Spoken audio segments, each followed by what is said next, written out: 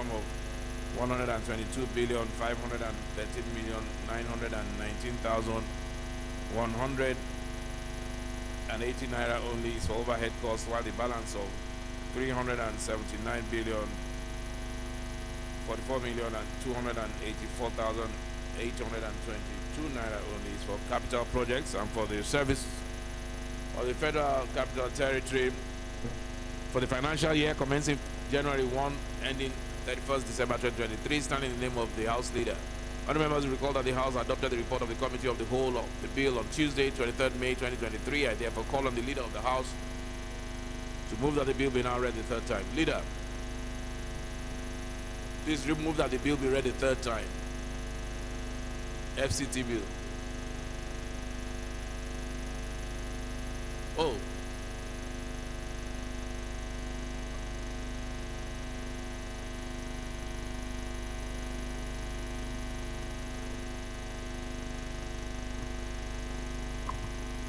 Speaker, my dear colleagues, Comrade Peter Ognozoji Akpatasi, MNI. I move that a bill for an act to authorize the issue from the Federal Capital Administration Statutory Revenue Fund of the Federal Capital Territory Administration account the total sum of 593,693,907,533.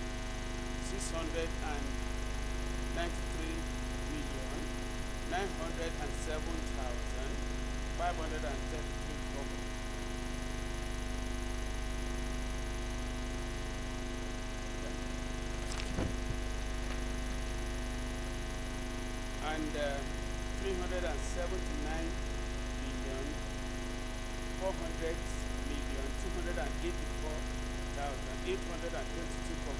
for the FCT administration in order for the culture. Thank you. Any seconder?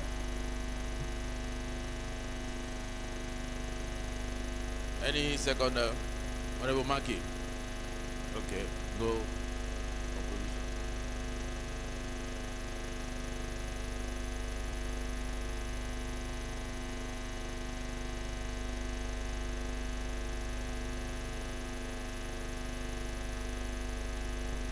Okay, sorry, Maki. Thank you, Mr. Speaker. My honorable colleagues, I'm Abubakar Maki Elderman. I'm from Jigawa State. I represent Madam Kauga Federal Constituency. Mr. Speaker, I rise to support the motion heavily moved by my senior colleague. I so support. Thank you, Mr. Speaker. Honorable members, the question is that the bill be now read the third time. Those in favor, please say aye. Those against, please say nay. Ayes have it. Clerk, please read the long title. Right Honorable Speaker, honorable members. A bill for an act to authorize the issue from the Federal Capital Territory Administration's Statutory Revenue Fund of the Federal Capital Territory Administration account the total sum of 579,693,907,532 naira only, of which the sum of 78,135,733,531 naira only is for personnel costs, and the sum of 122,513,919,180 naira only is for overhead costs, while the balance of 379,444,284,822 naira only is for capital project for the service of the Federal Capital Territory, Abuja, for the financial year commencing 1st January and ending 31st December 2023.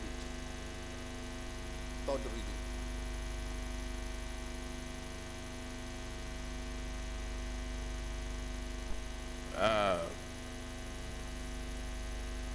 The bill is read the third time and passed.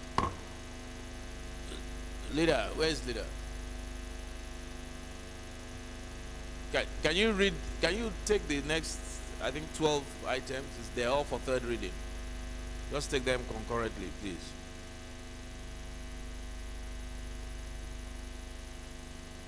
If you are unable to, maybe then the whip can do it for you. The next 12, I think. Yes, 2 to 11.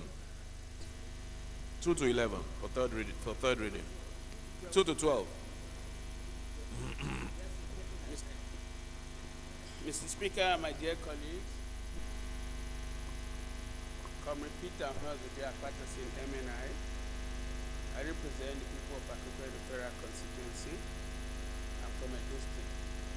Mr. Speaker, I move that items number 2 to 12 of today's order be taken as read for the third time.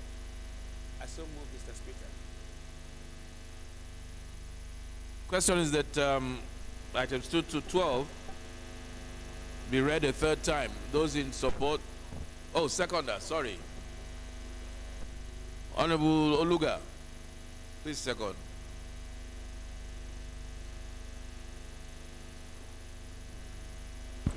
Thank you, Mr. Speaker. Honorable colleagues, Honorable Taiwo Oluga is my name. Mr. Speaker, I'm from Osun State and I speak on behalf of all the people of Irewole Ayedade Ishokun Federal Constituency. I rise to second the motion that the bill 2 to 12 be read the third time.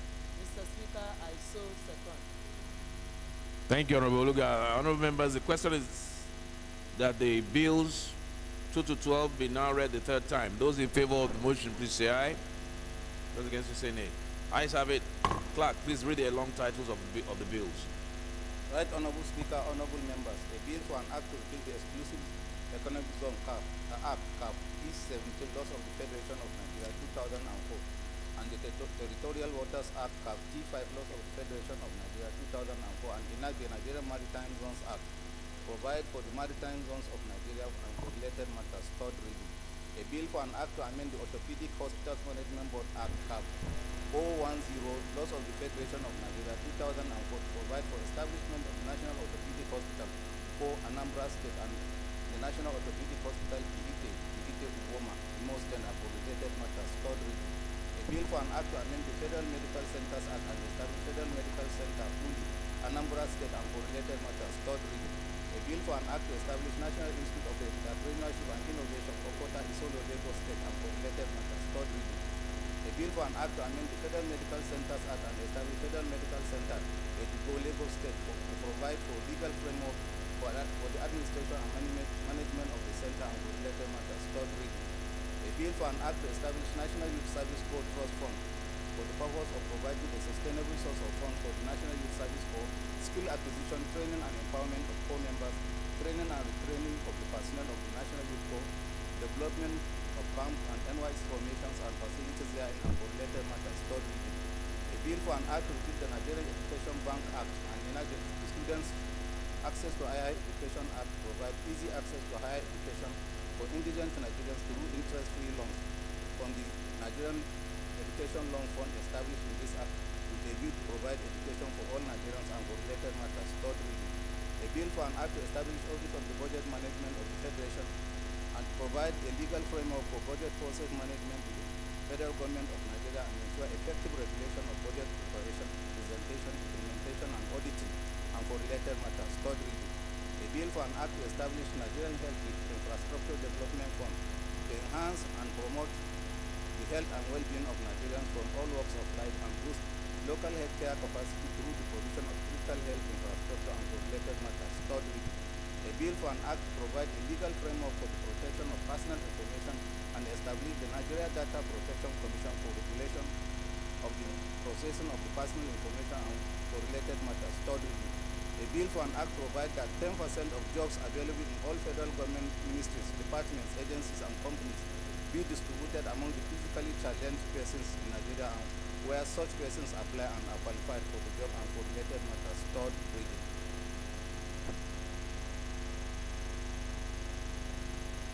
The bills are read the third time and passed.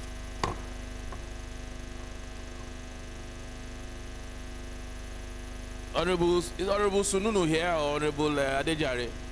Either one of them? None of them? Yes, sir.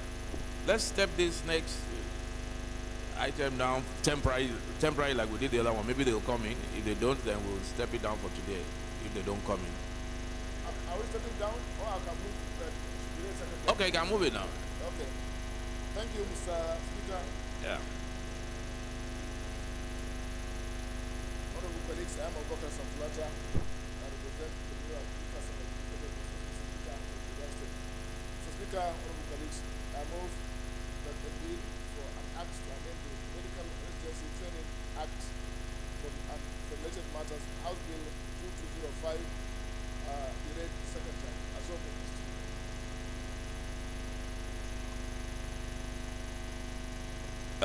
Honorable Halims, please second.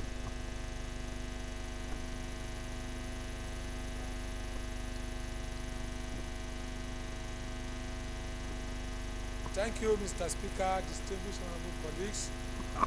Abdullah Ibrahim Halims is my name. I am from Kogi State.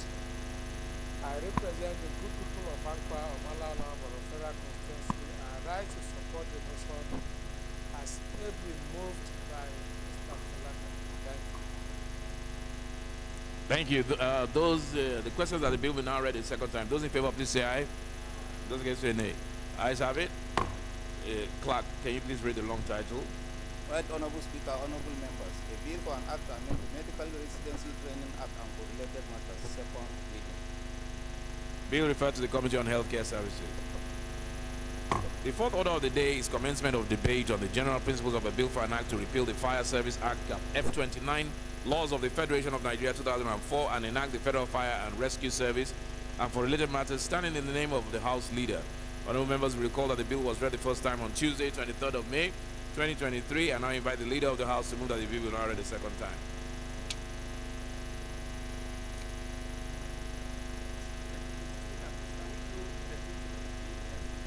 Oh, they're similar? Okay, yes, please. So that we can move it. Speaker, my dear colleagues, once again, Comrade Peter Obiozode Akpatisi, MNI. I do move that bills number 13 to 18 be now read for the second time. Mr. Speaker, I so move.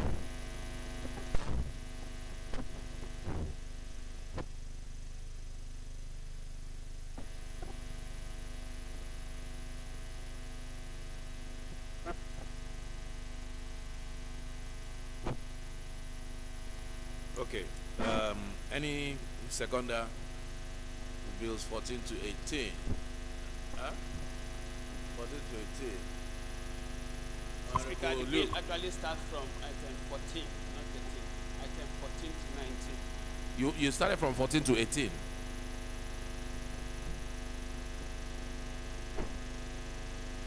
Okay, so 14 to 18. Okay. Honorable Luke.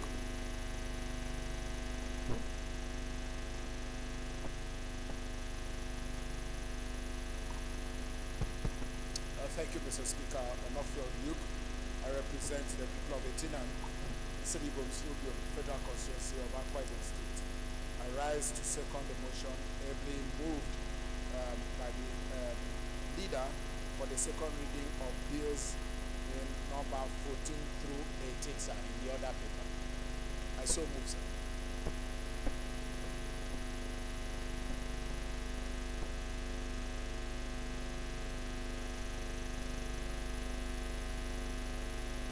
Honourable members, the question is that the bills be now read a second time. Those in favor, please say aye.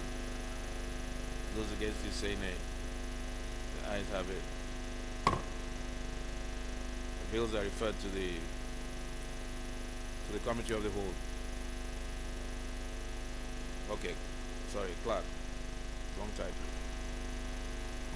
Right, Honorable Speaker, honorable members, a bill for an act to repeal the Fire Service Act F29, laws of the Federation of Nigeria 2004, and enact the Federal Fire and Rescue Service Bill and for related matters, second reading. A bill for an act to provide for establishment of the National Veterinary Research Institute Gombe, charged with the responsibility of facilitating research in animal diseases, treatment, control, nutrition, and standardization of manufactured animal feeds, and for related matters, second reading. The bill for an act to provide for establishment of Institute of Information and Communication Technology, Institute Ehime Imbano, Imo State, and for related matters, second reading. A bill for an act to establish Microbiology Council of Nigeria to provide for the control of its membership and to promote and foster the practice of microbiology in the Federation and for related matters, second reading. A a bill for an act to repeal the Explosive Act 1964 and enact the Explosive Act to regulate the manufacture, storage, possession, use, distribution, purchase, sale, transportation, importation, and exportation of explosive and related matters. Second reading. The 19th, the bills are referred to the Committee of the Whole. The 19th order of the day is commencement of debate on the general principle of a bill for an act to amend the National Institute for Legislative Studies Act number 13, 2011 to, among other things, expand the mandate of the institute to conduct induction refresher courses for newly elected members of the National State House of Assembly, promotion examination for staff of the National Assembly and National Assembly Service Commission, institutionalized legislative mentorship to strengthen democratic governance, and for related matters, signed in the name of Honorable Jimoh O. Abdul and Honorable Henry Nwauba. Honorable members will recall that the bill was read the first time on Tuesday, 23rd May 2023. I now invite Honorable Abdul to move that the bill be read the second time.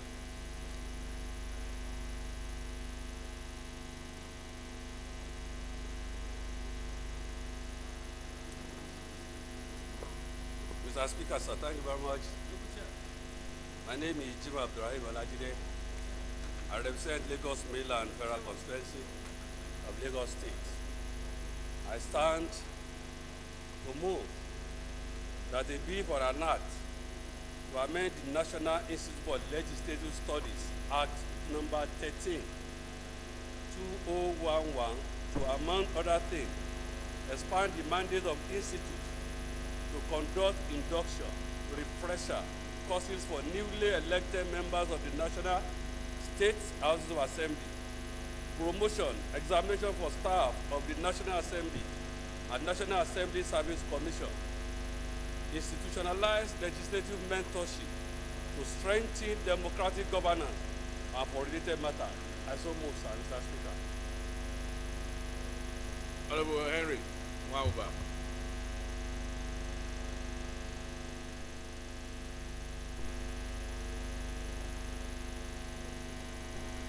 Thank you, Right Honorable Speaker, my colleagues.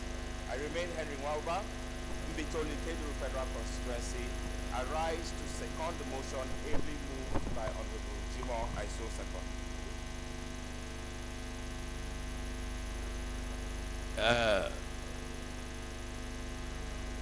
Those in support, please say aye. Those against, please say nay. Mr. Speaker, point of order, Mr. Speaker.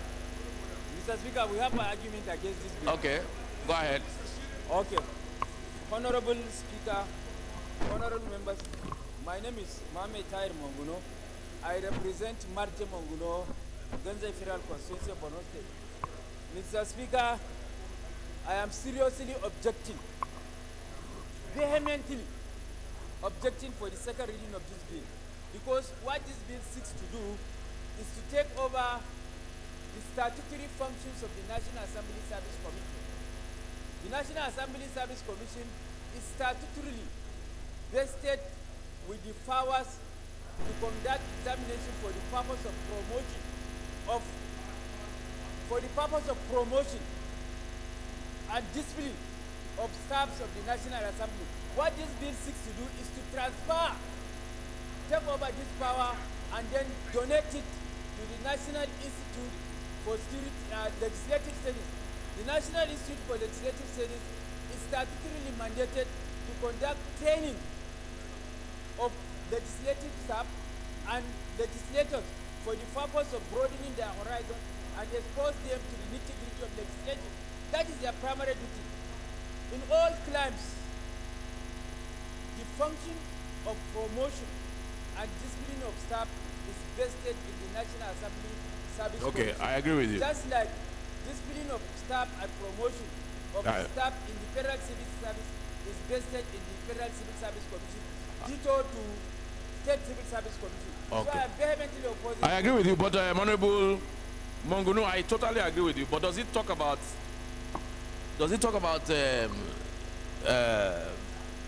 discipline here? What I see is promotion exam is what I see. Yes. It doesn't talk about.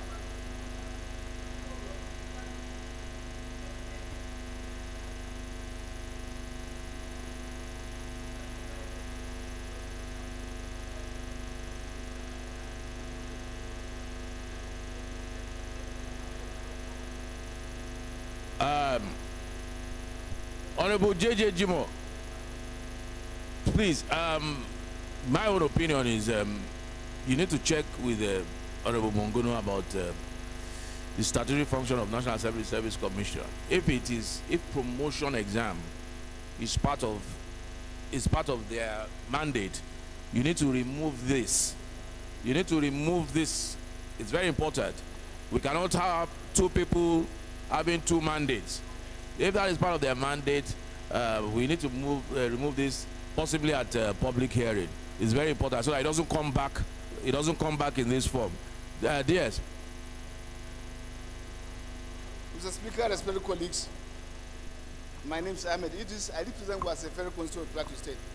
Mr. Speaker, respected colleagues, before the establishment of NILS, I happen to be a member on the study tour outside the country, and I was opportune to go to US Parliament to study, and that gave back to the present needs for what we have. These studies were done around 2007-2008 when I was a member of Public Service Committee. Mr. Speaker, respected colleagues, just like my brother did mention, the main purpose and thrust for the establishment of NILS is to train legislators. When you go to the US Congress and other congresses, California for instance, if a member is selected before he takes his seat, he goes for that training. Even if he's coming on a by-election, you don't just go to take your seat, you have to know the rudiments, and that is the main thrust and purpose. Mr. Speaker, like my brother did mention, there's a very huge difference between the function of NILS and the function of the National Service Commission. And I want to call your memory and my colleagues in leadership, when we are about to have change of leadership on the way and manner things were done. You recall, the head of service came to the committee, came to leadership meeting at the Senate, and demanded us and told us that the function of the National Assembly Service Commission is just like that of the civil service, and they have the entirety of the responsibility to discipline, to promote, and to train their staffs. It is under their own purview. So what we seek to do is total aberration of what the law stipulates.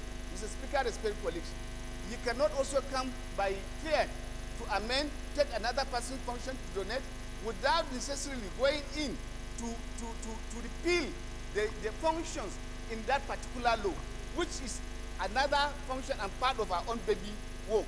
Mr. Speaker, respected colleagues, the time is not even there. We don't need to create controversy.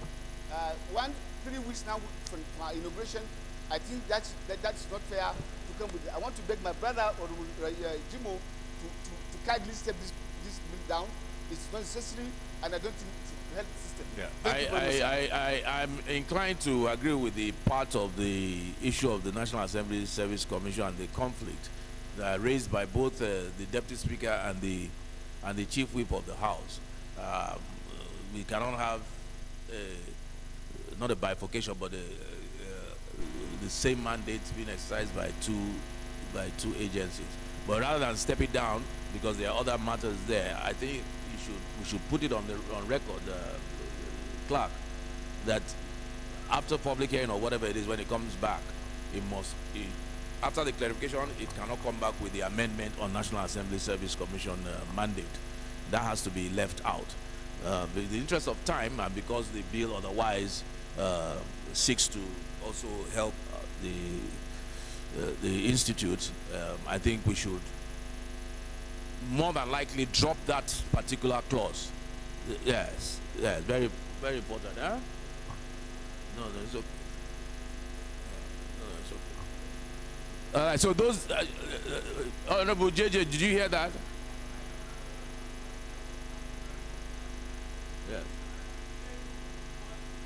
Deputy Speaker and the Chief Whip have just mentioned, but I want to put it on record. This is not about discipline. This is not about promotion. This is about conduct of examination. When we get to the public hearing, we do the needful. Thank you very much, sir. Those in support, please say aye. Those against, we say nay. Ayes have it.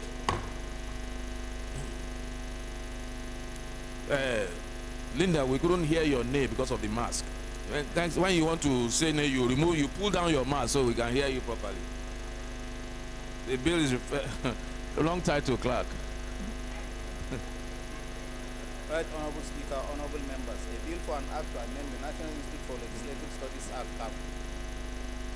Act number 13, 2011 to, among other things, expand the mandate of the Institute to conduct induction of racial courses for newly elected members of the National and State Assembly Houses of Assembly, promotion examination for staff of the National Assembly and National Assembly Service Commission, institutionalize legislative mentorship to strengthen democratic governance and for related matters. Second reading. All right, the bill referred to the committee of the whole. The 20th order of the day is commencement of debate on the general principles of a bill for... Yes. Yes. Your Excellency, Mr. Speaker, respected colleagues, you know, while sitting at TSR, your direction, and that's possibly why the motion passed, was that it will be taking, this matter will be sorted in public hearing. But you have referred the bill now to the committee of the whole, meaning there will be no public hearing. The next day, they will put it for consideration. And so, how now do you sort this other issue? It's very, yes, I get your point that there's no public hearing. It's very easy. It's very easy. These are our rules. There's nothing sacrosanct. What we have said from the chair, is that I agree with the argument that if this is about exam and this and that discipline, it must stay out of the. When you bring it to the committee, after the committee of the whole, you expunge that provision. It's very simple. You expunge that provision. Whether it goes to public hearing or it doesn't come to public hearing, the very next stage of this bill will come without that. Yes. Okay. The 20th order of the day is commencement of debate of the general principles of a bill for an act to amend the National Assembly Library Trust Fund Establishment Act number 11 of 2022 to provide for additional source of funds for the management of the library, to enhance the capacity legislators and National Assembly staff, and for related matters, standing in the name of Honorable Henry Wauba and Honorable Jonathan Ngwefi. Honorable members will recall that the bill was read the first time on Tuesday, 23rd May 2023, and I invite Honorable Wauba to move that the bill be now read the second time. Honorable Wauba.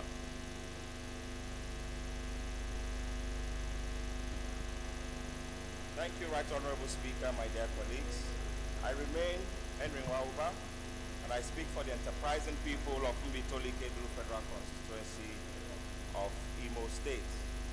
I rise to move that the bill for an act to amend the National Assembly Library Trust Fund Establishment Act number 11 of 2022 to provide for additional source of fund for the management of the library, to enhance the capacity of legislators and National Assembly staff, and for related matters, House Bill 2223 be read a second time. I so move.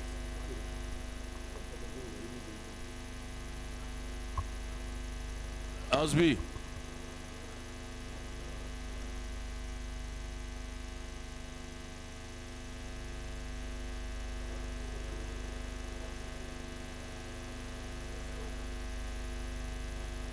Thank you, Mr.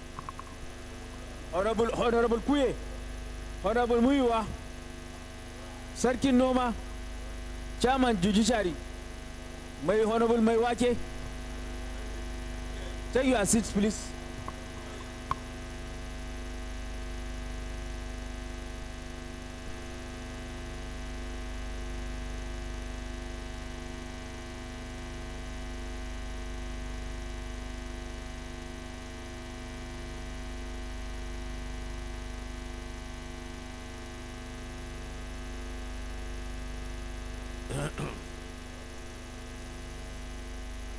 Those in support, please say aye. Those against, say nay. Ayes have it. Honorable Wauba, Honorable Ngwefi, it looks like that your bill is very popular.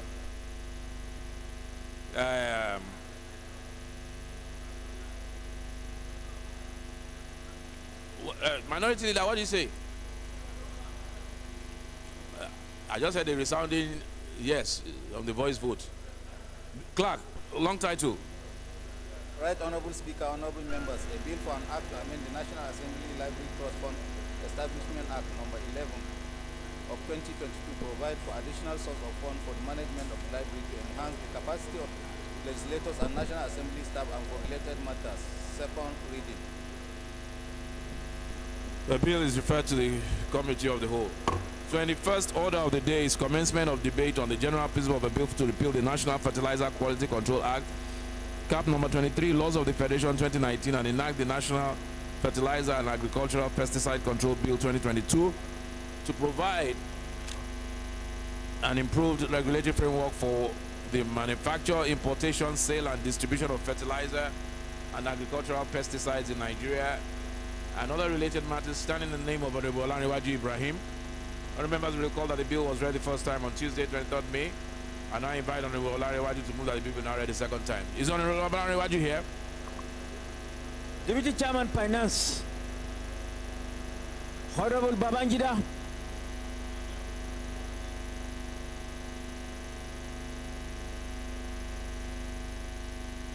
Please step down. Number, I think it's 21 or something. So, Speaker, honorable colleagues, Honorable Olaniwaju is not on the floor. I move that Secretary of this bill will step down by the leave of the House. Okay, the matter is stepped down. The 22nd order of the day is a motion on the call on the Federal Road Safety Corps to mitigate the rising number of accidents along the Bauchi-Maiduguri Highway, standing in the name of Honorable Mansour Manu Soro. Honorable Soro is invited to move the motion. Deputy Chairman Finance, what are we campaigning for you? I don't know what you are campaigning for now.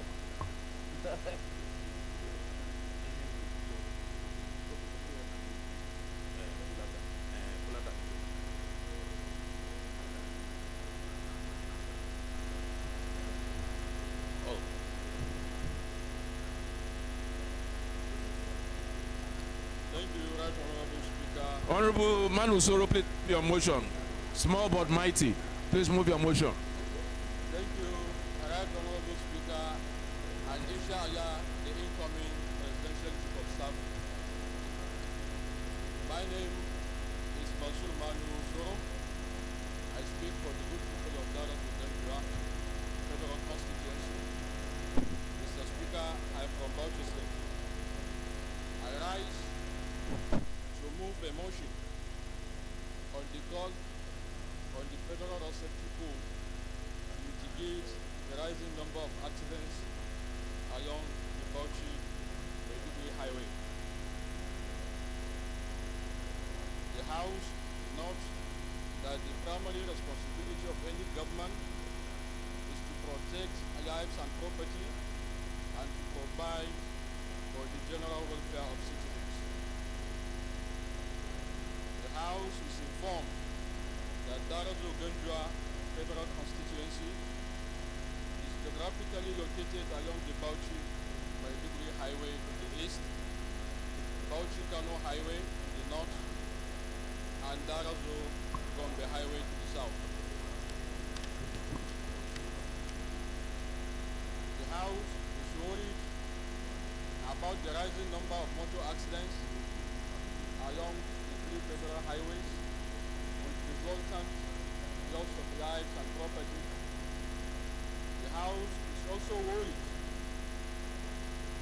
about the available statistics indicating that not fewer than 204 cases of road accidents were recorded on the three federal highways involving 1,895 persons, out of which 237 deaths were recorded for the period of January 2021 to December 2022. The House is concerned about the inadequate presence of the Federal Road Safety Corps personnel along the affected federal highways and the lack of sufficient working facilities. The House is disturbed that unless the Federal Road Safety Corps rise to the challenge to address the situation, loss of Nigerian lives will continue unabated. The House resolves as follows. 1. Urge the Federal Road Safety Corps to provide office accommodations and mobility and to deploy additional personnel along the affected highway. 2. The House also urged the Federal Road Safety Corps to complete and equip their office edifice located at Layanga Village along the Bauchi-Maiduguri Highway. 3. The House further urged the Federal Road Safety Corps to provide safety signages on the dangerous areas of the affected highways and work with the government of Bauchi State, transport unions, and other stakeholders to sensitize road users on the obligations of making the federal highways safer. Mr. Speaker, honorable colleagues, I so move. Thank you. Honorable Chinedu Emeka, please second. Thank you, Mr. Speaker, honorable colleagues. My name is Honorable Emeka Chinedu. I represent the good people of Ayazu, the federal constituency, and from Imo State. I rise to second the motion, every move, my dear brother, Honorable Mansusori. I so second. Honorable colleagues, the question is that those in support of the motion, please say aye. Those against, please say nay. Ayes have it. The 23rd order of the day is a motion on need to investigate the permanent secretary of the Ministry of Trade and Investment for unauthorized virement and illegal utilization of funds appropriated for ZIP 20221-459 in the Appropriation Act 2022, standing in the name of Honorable Gaza Jonathan Gbefui. Honorable Gbefui is invited to move the motion. Honorable Jonathan, go ahead.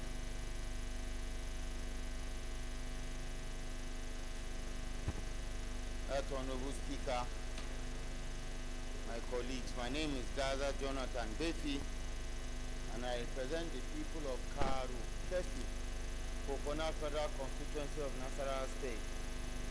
I rise to move a motion on the need to investigate the permanent secretary of the Ministry of Trade and Investment for unauthorized virement and illegal utilization of funds appropriated for the zonal intervention projects 20221-459 in the Appropriation Act of 2022. The House notes that all funds appropriated for and assented to in the Appropriation Act must be utilized for the items they were appropriated for in the Act. The House also notes that it is only via a corrigendum from the National Assembly that funds appropriated for particular items can be used or applied elsewhere. Aware that the Federal Ministry of Finance has funded ZIP projects 100%, and all contractors with certificates of completion of such projects should have been paid according to certified work done. Worried that after the said contractor, who was fully awarded the contract for ZIP 20221-459, successfully completed the job and was certified by the Ministry of Trade and Investment, the ministry refused to pay the contractor. Concerned that the said contractor borrowed funds and is facing a debt crisis, which is the story of a lot of our starting business enterprises that have been run out of business due to the insensitive attitude of some ministries and government agencies. Also aware that the Office of the Accountant General of the Federation has released all funds as contained in a letter written to my office on request, cognizant that it is against the law of the Federal Republic of Nigeria to use funds appropriated for an item for another item in the budget, as unauthorized virement of funds is an offense under the law. The House therefore resolves to 1. Urge the federal government to mandate all ministries, departments, agencies and parastatals to work on creating a system that ensures prompt payment of contractors after completing their job satisfactorily, and also facilitate a fair and transparent system of payment that is accessible to all, regardless of their sizes.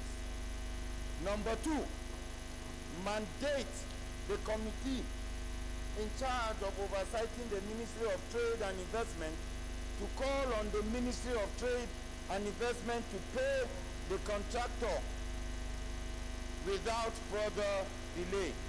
And lastly, also mandate the committee to investigate the permanent secretary, who is the chief accounting officer of the Ministry of Trade and Investment, for the unauthorized utilization of funds appropriated for the ZIP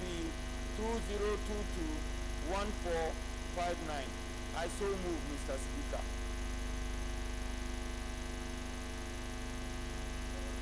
Okay. Honorable Stanley Olaje.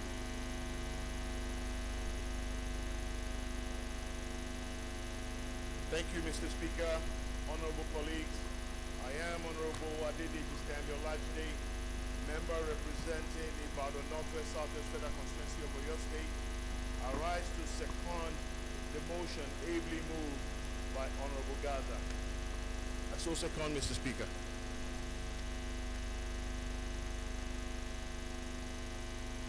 Thank you, Honorable Gaza. So this is about the investigation of the permanent secretary of the Ministry of Trade for illegal usage of funds and environment without authorization. Those in favor, please say aye. Those against, please say nay. Ayes have it.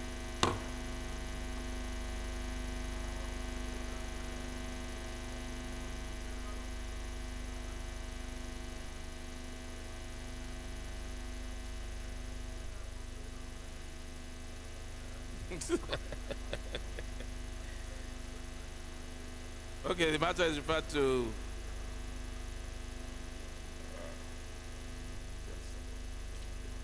okay.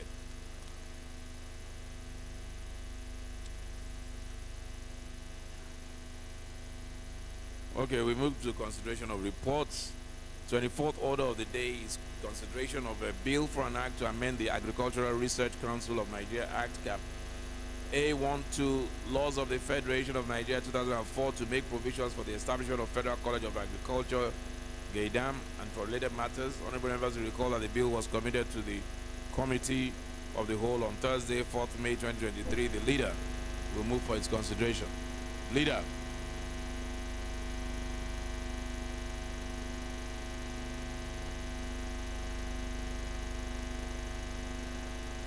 Leader, item 2024.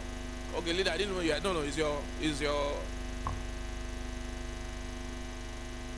matter.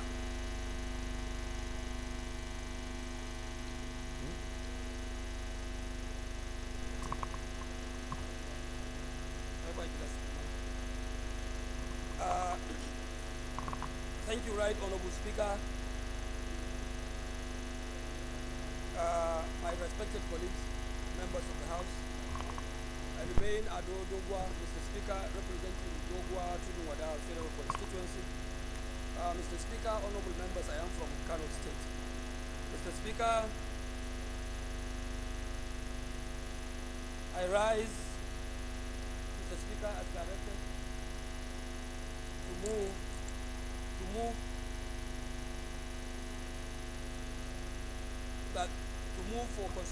that this House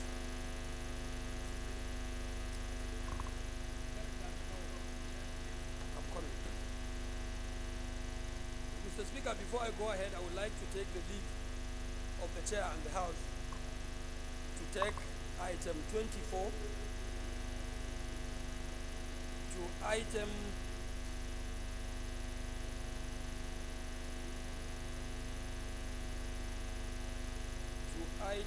number 7 concurrently, Mr. Speaker, if you allow me to take them here. Okay, sorry, my respected colleagues, for the mix-up. I rise to take as directed, Mr. Speaker, honorable members, that item 24, which is a bill for an act to amend the Agricultural Research Council of Nigeria Act, Cap A12 Laws of the Federation of Nigeria 2004, make provisions of establishment of Federal College of Agriculture at GAIDAM and for related matters HB 1277, a bill for an act to repeal the Revenue Mobilization, Allocation and Fiscal Commission Act, Cap R7, Laws of the Federation of Nigeria 2004, and enact the Revenue Mobilization, Allocation and Fiscal Commission Bill to grant the Commission enforcement powers in the monitoring of accruals to and disbursement of revenue from the Federation account, and to bring the Act in conformity with the provisions of the 99 Constitution as amended, and for related matters HB 2214. 26 item on the order paper, Mr. Speaker, honorable members, is a bill for an act to repeal the Produce Enforcement of Export Standard Act, Cap P 32, Laws of the Federation of Nigeria 2004, and enact the Federal Produce Inspection Service Enforcement Export Standard Establishment Bill. The relevant tax, excise, and duty statutes in line with the microeconomic policy reforms of the federal government, and make further provisions in specific laws in connection with the public financial management of the Federation, and for related matters HB 1757. Mr. Speaker, I so move for the consideration of these reports concurrently. Mr. Speaker, honorable members, I so move.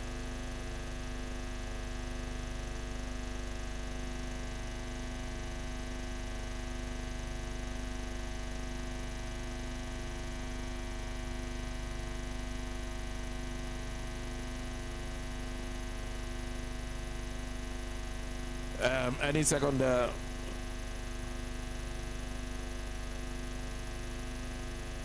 Any second for the consideration of the bills?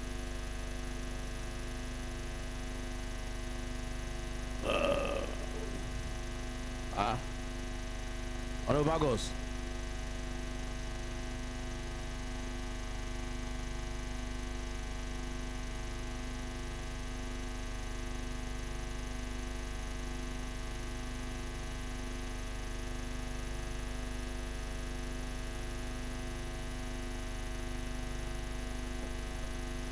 Thank you, Mr. Speaker.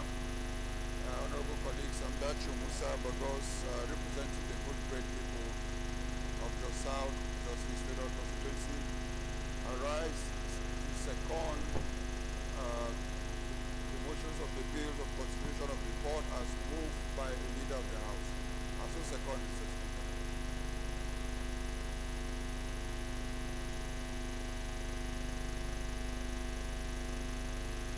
Those in support of the motion, please say aye. Those against, please say nay. The ayes have it.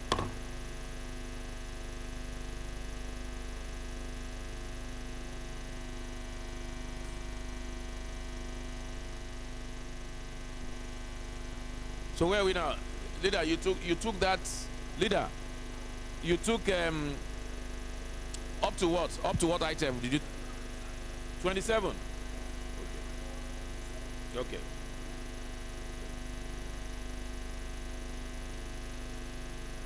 24 to 27, sir. Okay.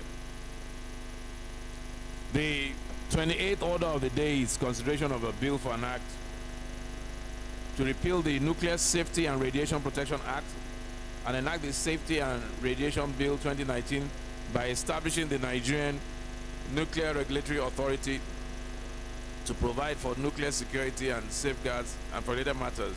The bill was committed to the Committee of the Whole. 28.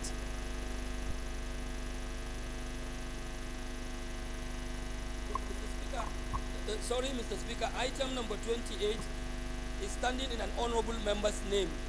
I'm afraid, except if you permit me, then the chair is always right. 28 is, if you permit, yes, if you allow, then I will go ahead. I will assume that the chair is always right. You want me to take it? The same thing happened yesterday. It's from the clerk's office. Yeah, item number 28, sir, is in an honorable member's name. Whose bill is it? Honorable Edwin Anayo. Honorable Edwin Anayo. So if Honorable Edwin Anayo or any of his committee members... But that's not what is on this thing.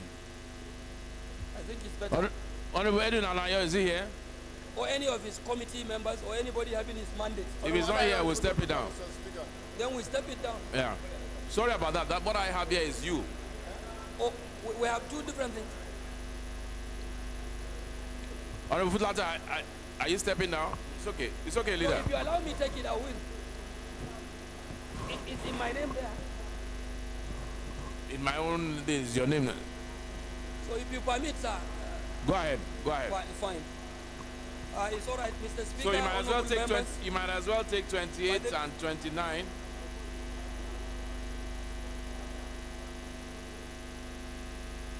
'29 is also in your name.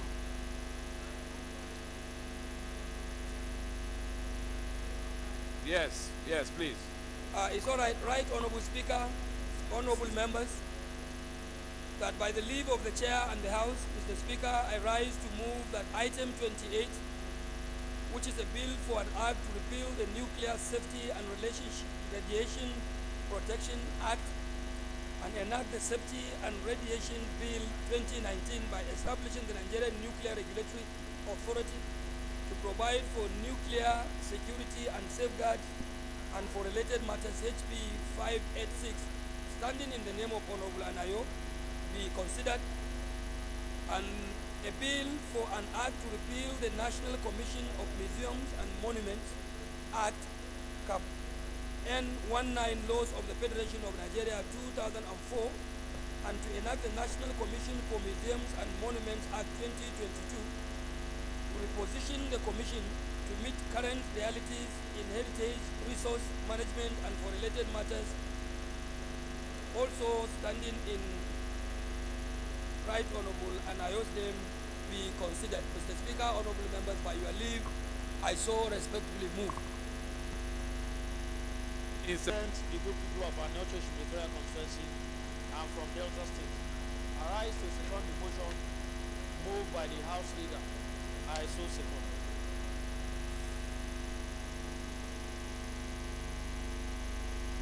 Those in favor, please say aye. Those against, please say nay. The ayes have it. So are we going to number 31 now or 32? 30. They're all, look, 30, 31, 32, they're all listed on that leader's name. Leader, it appears that everything is listed under your name in my own copy here. 30, 31, 32. I don't know if that's correct, but that's what I have here. Okay, it's 32. Right Honorable Speaker, or honorable members,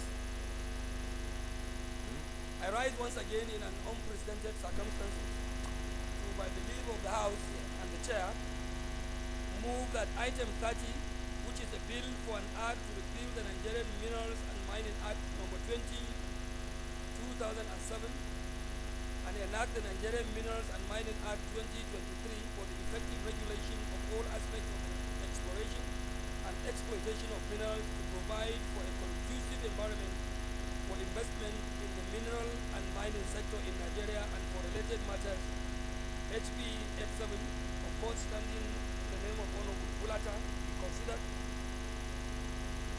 Item number 31, Mr. Speaker, honorable members, is a bill for an act to provide for the establishment of Nigeria Weight and Measures Regulatory Agency and for related matters, HB 2183, be considered. And a bill for an act to establish Federal Polytechnic Ayade, Oyo State, and to make comprehensive provisions for its due management and administration, and for related matters, HB 1800 be considered. Mr. Speaker, honorable members, I so respectfully move.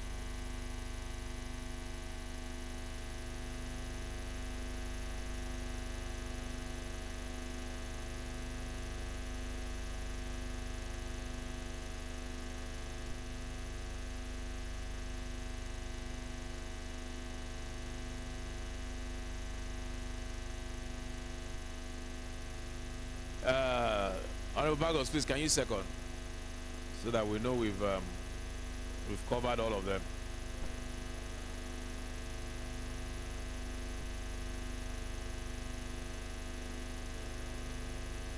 Thank you, Mr. Speaker, right honorable colleagues. Dachu Musa Bagos. Representing the good great people of Jos South, Jos East, Federal Constituency, I rise to second the motion of consideration of report as moved by the leader of number 30, 31, and 32. I so second, Mr. Speaker.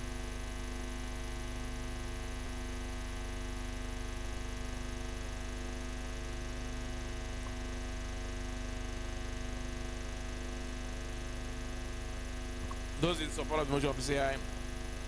Those against, please say nay. Ayes have it.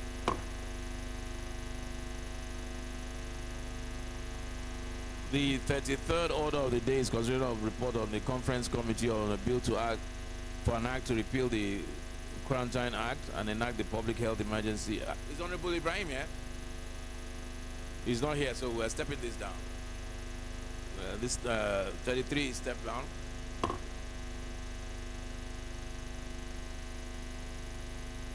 Honorable Badru here. Dolakwa Badru. We'll step 34 down. Honorable Fake here. Okay. The 35th order of the day is consideration of report of the Committee on Commerce on a bill for an act to establish the Nigerian Institute for Industrial Security and for related matters. Honorable members will recall that the report laid on Tuesday, 23rd May 2023. Honorable Fake will move for its consideration. Before that, honorable colleagues, on Honorable Jonathan Gwefu's Gaza's motion, the referral is to Committee on Industry and Public Accounts, because we don't have Committee on Trade, so Industry and Public Accounts. Go ahead, Honorable Fake.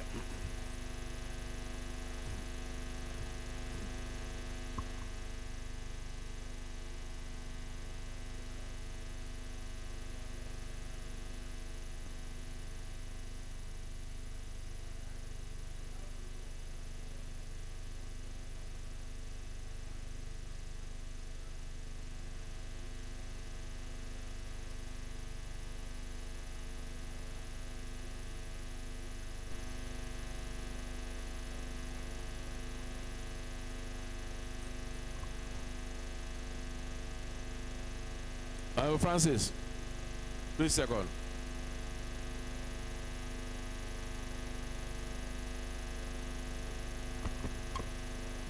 Thank you, the Right Honorable Speaker. Oh no, Francis. Not Stanley, Francis. Go ahead. Thank you, the Right Honorable Speaker. I remain the Honorable Francis Otago.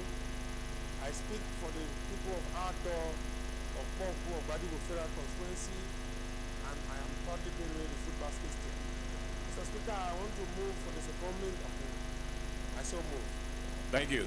Those in support, please say aye. Those against, say nay. Ayes have it. The 36th order of the day is consideration of report of the ad hoc committee on the volume of fuel consumed daily in the country and the need to ascertain the actual daily consumption of premium motor spirit. Honorable members will recall that the report laid on Thursday, 4th of May. Honorable Abdul Kader Saad Abdullahi will move for its consideration. Honorable Ningi, move for consideration.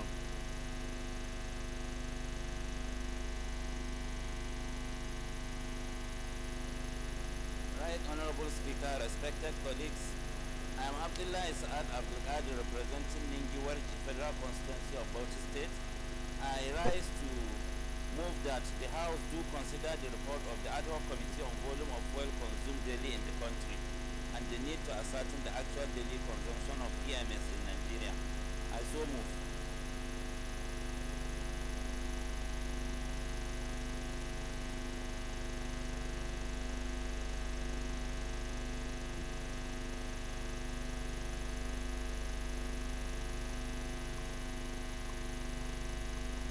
Honorable Benson, please second.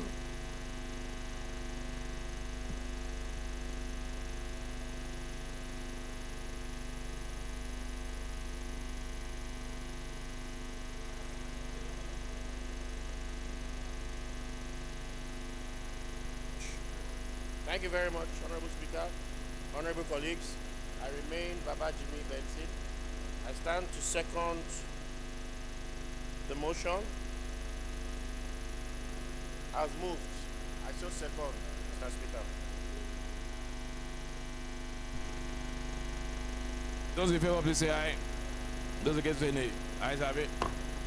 Honorable colleagues, we have a supplementary paper. We have a supplementary order paper, and I'll go to it. The next order of the day is commencement of debate on the general principle of a bill for an act to amend the Appropriation Act 2022 to extend the implementation of the capital aspect of the Appropriation Act 2022 from 30 June 2023 to 31st December 2023, and for related matters standing in the name of the House Leader. Honourable members recall that the bill was read the first time on Wednesday, 24th May 2023. I now invite the Leader of the House to move that the bill be now read a second time. Apparently, this was taken in the Senate yesterday for extension of time for implementation. He doesn't have it. Sir, can I have the supplementary order, sir? Okay. Let the leader have it, but we need to take the first reading first. Go ahead. First reading first. Right, Honorable Speaker, honorable members. Extension of capital aspect of the Appropriation Act 2022 and the 2022 Supplementary Budget Appropriation. First reading.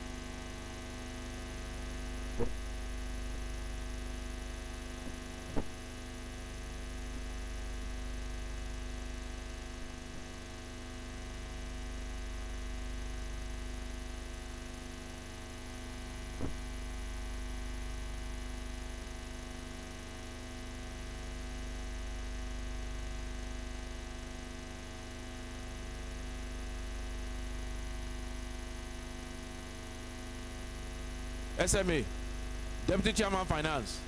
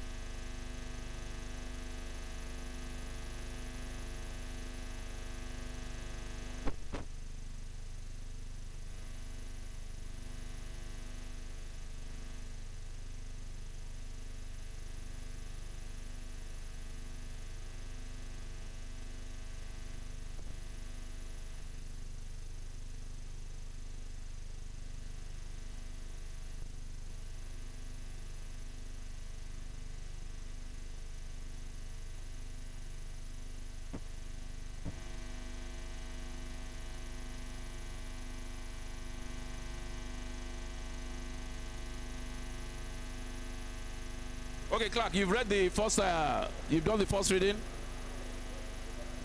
So we'll do the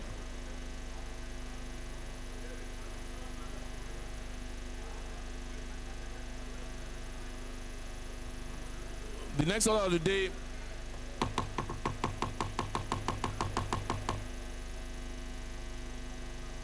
Order, please. Order, please. Order, please. The next order of the day is consideration of a bill for an act to amend the Appropriation Act 2022 to extend the implementation of the capital aspect of the Appropriation Act 2022 from 30 June 2023 to 31st December 2023 and for related matters. Honourable members will recall that the bill was committed to the Committee of Supply on Wednesday, 24th May, and I invite the Leader to move for its consideration. Thank you, Right Honorable Speaker. Honorable members, I rise as directed and guided by the order paper, Mr. Speaker, honorable members, to move for the consideration of a bill for an act to amend the Appropriation Act 2022 to extend the implementation of the capital aspect of the Appropriation Act 2022 from 30th June 2023 to the 31st of December 2023 and for related matters, HB 2161 be considered. Mr. Speaker, honorable members, I so move. Honorable Luke, please second.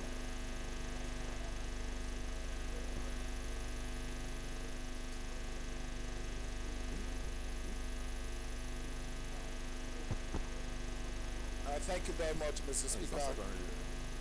Honorable Luke, Lieutenant Nsiribio Federal Constituency, Akwa Ibom State, I rise to second the motion ably moved by the leader for the consideration of report. I so second, sir. Okay, sorry, Leader, I think that was for second reading.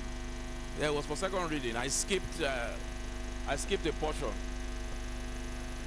So you've moved for second reading, and I think it has been seconded by Luke. So we'll just put the question. Those in favor, please say aye. Those against, say nay. Yes, yes. Yeah? So he just moved now. Do we take it all over again? Yeah, he seconded. Luke. Yeah. No, Luke has seconded. Those in favor, please say aye. Those against, please say nay. Ayes have it. Clark, read the long title, please. Right Honorable Speaker, honorable members, a bill for an act to amend the Appropriation Act 2022 to extend the implementation of capital aspect of the Appropriation Act 2022 from 30th June 2023 to 31st December 2023 and for related matters. Second reading. The bill is referred to the Committee on Supply. The next order of the day is consideration of a bill for an act to amend the Appropriation Act 2022 to extend the implementation of the capital aspect of the Appropriation Act 2022 from 30 June 2023 to 31st December 2023 and for related matters. Honourable members will recall that the bill was committed to the Committee of Supply on Wednesday, 24th May, and now I invite the leader to move for its consideration. Again, the same here. Mr. Speaker, honorable members, I rise to move for the second reading of a bill for an act to amend the Appropriation Act 2022 to extend the implementation of the capital aspect of the Appropriation Act 2022 from 30 June 2023 to 31st December 2023 and for related matters, HB 2161. Mr. Speaker, I move that this bill be taken for the second reading. Thank you. Thank you, Honourable Udem.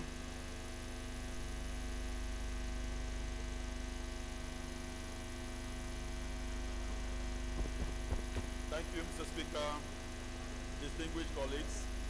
My name is Idem Unyimen, member representing Bukanafu, Orowana Federal Constituency of Akwa Ibom State. Mr. Speaker, I rise to second the bill as moved by the leader. I so second. Thank you. Those in favor, please say aye. Those against, say nay. Ayes have it. The next order of the day is consideration of 3 reports of the Committee on Niger Delta Development Commission, and I invite Honorable Olubumi Tunji Ojo to move for its consideration.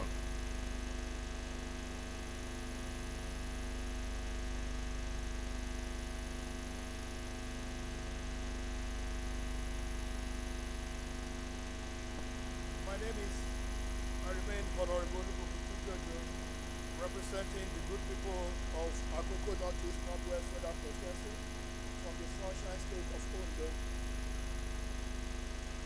I rise to move that the House will consider the report of the Committee on Niger Delta Development Commission on the issue from the Statutory Revenue Fund of the Niger Delta Development Commission (NDDC) in the total sum of 485,794,575,131 naira only, of which the sum of 28,247,962,510 naira is for personnel expenditure, while the sum of 14,535,485,408 naira only is for overhead expenditure, while the sum of 2,916,562,010 naira only is for internal capital, and the sum of 440,094,575,131 naira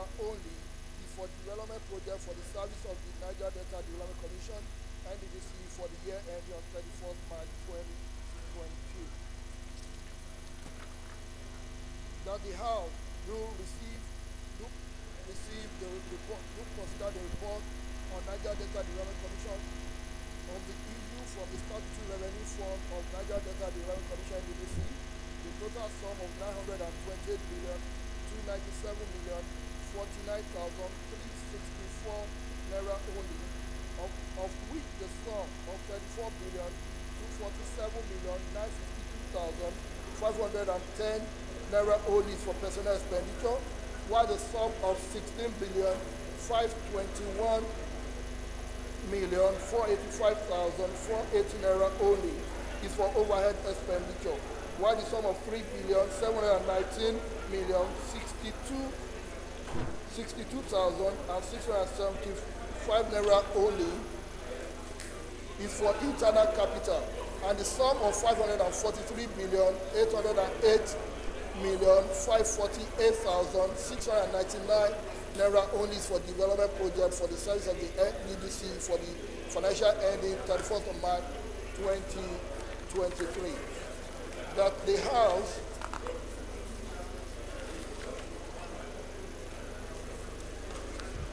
House do consider the report of the Committee on Niger Delta Development Commission on the issue from the Statutory Revenue Fund of the Niger Delta Development Commission, the total sum of 876 billion naira, of which the sum of 34,247,952,510 naira only is for personal expenditure, while the sum of 17,477,830,723 naira only is for overhead expenditure, while the sum of 3,719,062,675 naira only is for internal capital, and the sum of 490,555,154,092 naira only is for development project for the service of the Niger Delta Development Commission for the financial year ending 31st March 2024. I so moved, Mr. Speaker. Thanks for the privilege. Deputy Chairman Thomas, please second.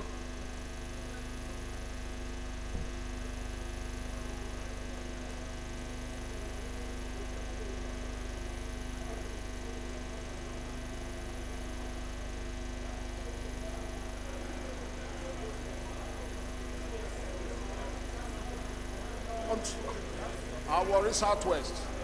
Mr. Speaker, I rise this morning to second the consideration of the report heavily moved by Honorable Olubumi Ojo.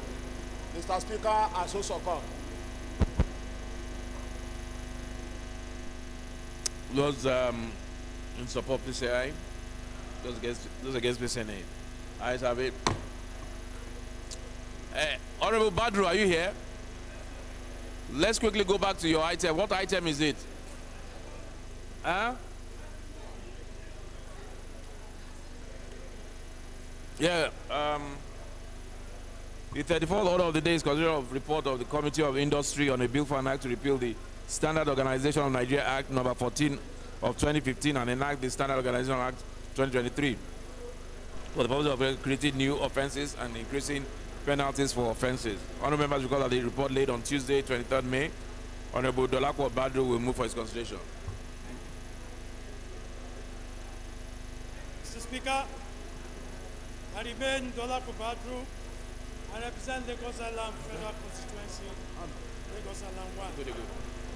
I do submit that the House do consider the report on the Committee on Industry on a bill for an act to repeal the Standards Organization of Nigeria Act 14 of 2015 and enact the Standards Organizations of Nigeria Act 2023 for the purpose of providing additional functions for the organization, creating new offenses, and increasing penalties for offenses relating to standardization for the related matters therein, and approve the recommendations therein.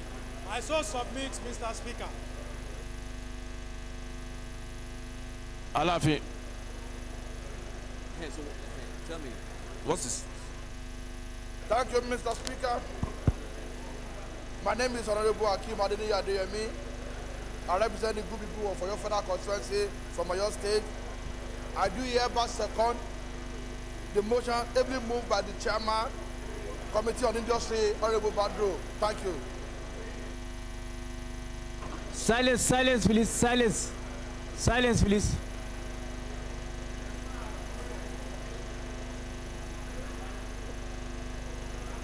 Those in support, please say aye. Those against, say nay. Ayes have it.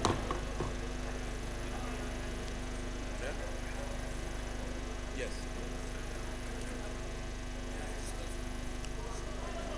Yes, he did.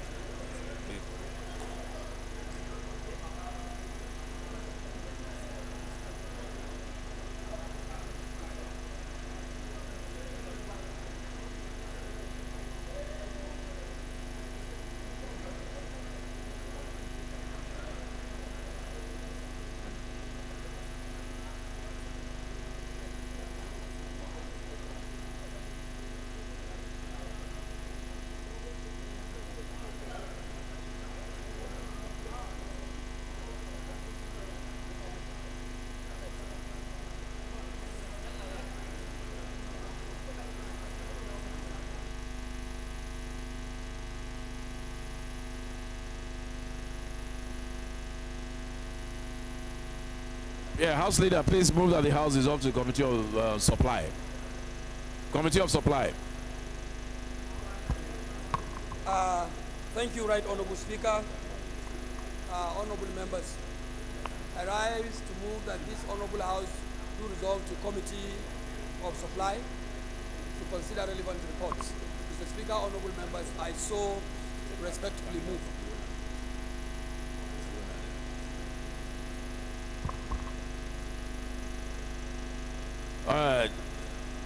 Minority Leader, please second.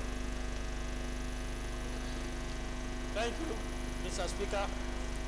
I remain Honorable Nduni Godwin Elmelu, and I represent the good people of Anocho Shimlefera constituency. I'm from Delta State. I rise to second the motion moved by the House Leader. I so second.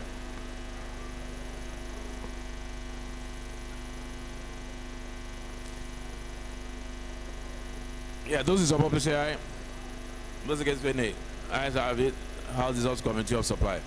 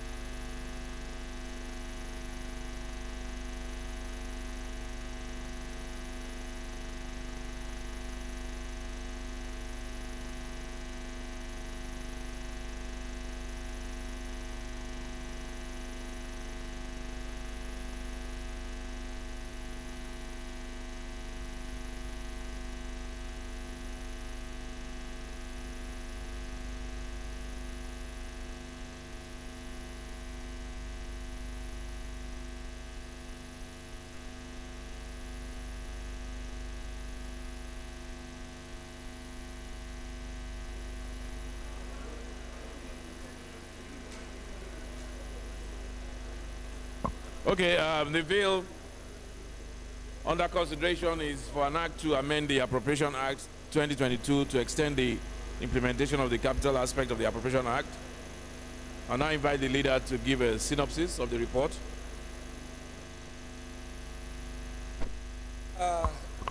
Mr. Chairman,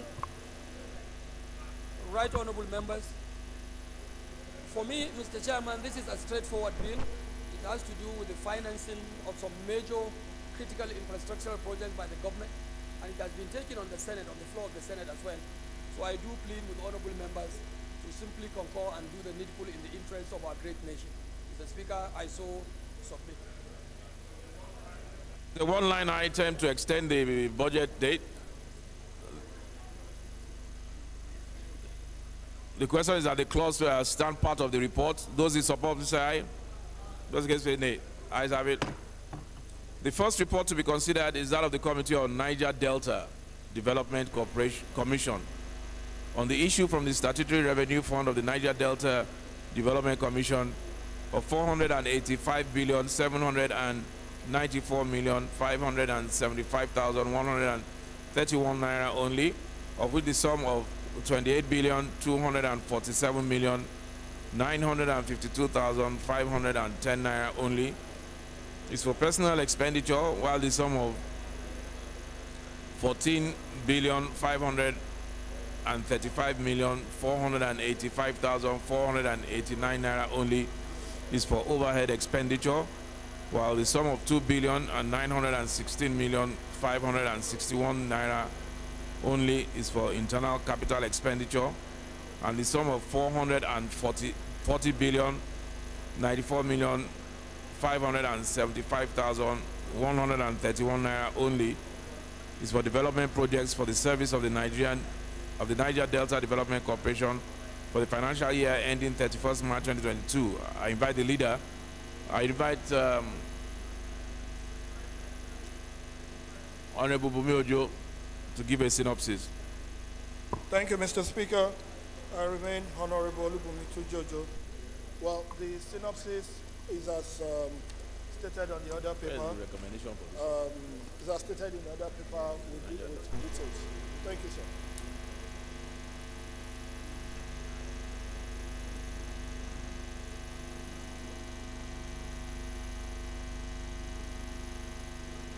It's 23.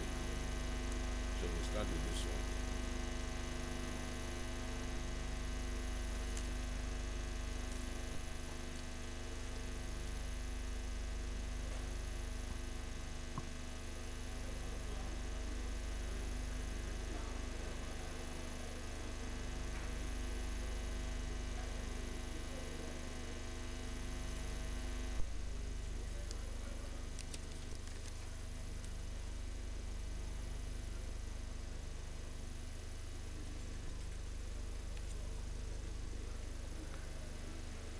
All right, so we'll just go straight to the clause by clause consideration 21 budget. Clause 1, 2, 3, 4, 5, 6, 7,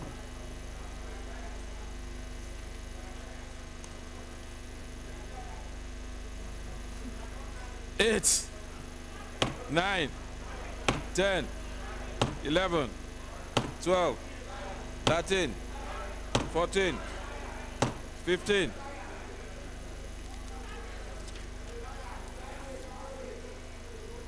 16, 17, 18, 19, 20, 21, 22. Honorable Linda, even though you have your mask, I can hear this carried very well. 23.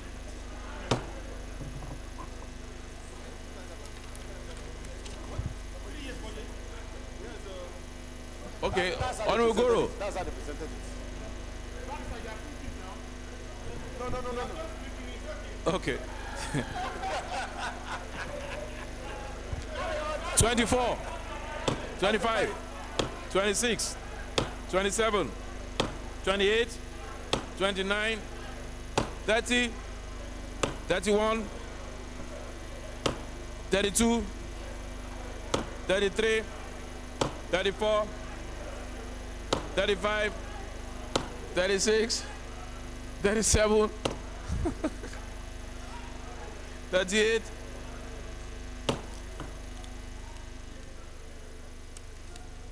39 to 54, 55 to 59.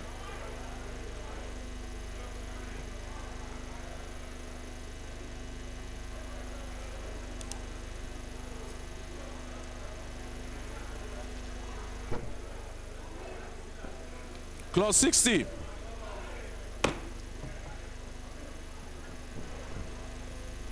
The second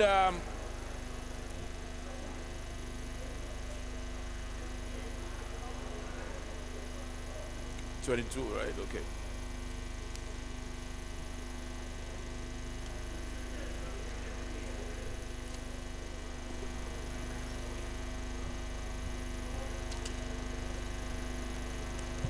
On the second report, clause 1.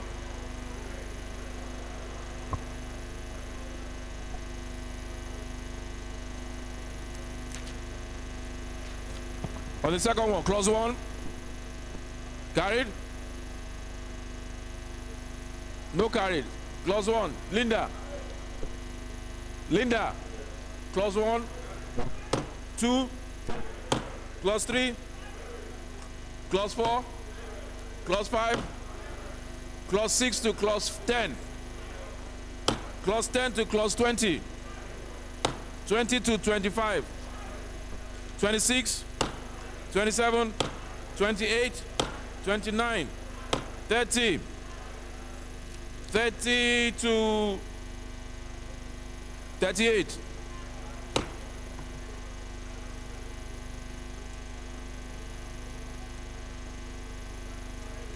Personnel costs 39 to 40. 41. 42. 43. 44. Clause 45. 46 to 56.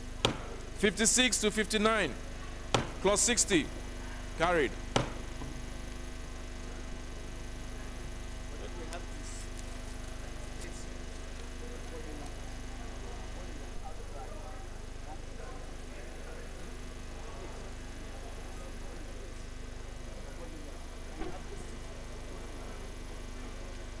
Which one is the one we just did? It will be in the next one too. Where's the bring the one? We query it in the next one. Where's the third one? We're going to the final one, the third one. Honorable Linda, are you ready? Clause 1. Clause 2. Chairman NDDC and Deputy Chairman NDDC. Yes, sir. Please see Honorable Linda afterwards. Okay. She's the only one participating in this thing.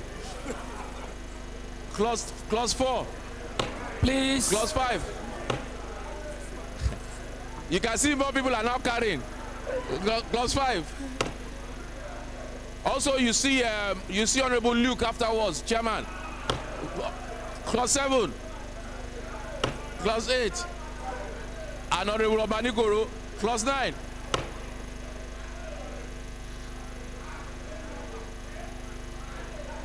Victor, but you are from the same state as the chairman. What are you? Aha. Clause 6. Clause 7. Clause 10. Please see Chinedu after. Chinedu Emeka. Clause 11. Clause 12. Clause 13. Clause 14. Clause 15.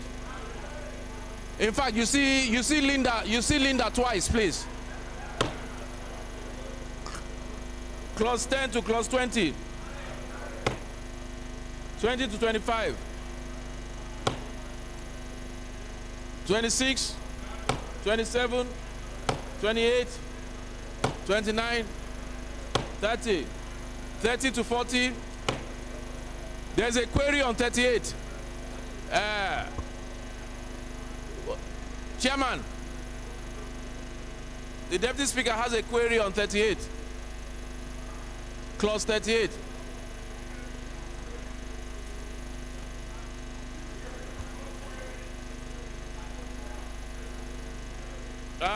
The last one, 2022. The last one. Provision for aids to board members. Deputy Speaker says there's only six board members and you have 1.3 billion for aids. Chairman. Yes, sir. Or do you want Linda to okay. Well, they are not, we don't have 6 members of the board. We don't have 6 members of the board. As a matter of fact, the 6 members His Excellency is referring to are the regional members. These 6. Yeah, Your Excellency,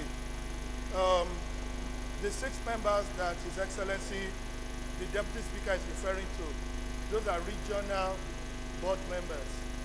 Regional board members. And that is exclusive of statutory board members, of institutional members. That's one. No, it's not. We don't have 6 board members. We have about 18 board members. Yes, we have about 18. They are regional. We have, yes. It's not, and this is not for board members. These are aids to board members. Yes,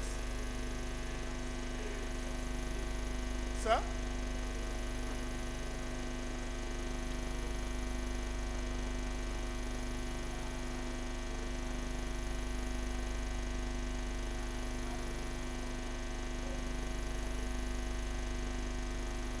So, Your Excellency, with all among the board members in NDBC, you have 3 that are executive management, they are board members. You have representative of statutory institutions that are board members. Then you have the chairman. Then you have the 6 that are being referred to are the people, and okay, there are even more than 6, because the 9 states, each of them, they have a member each from the 9 states. Then we have from North Central, we have from Northeast, we have from Northwest. We have 12 regional board members. Then plus the statutory, we have 18 board members. And the MD alone, by law, by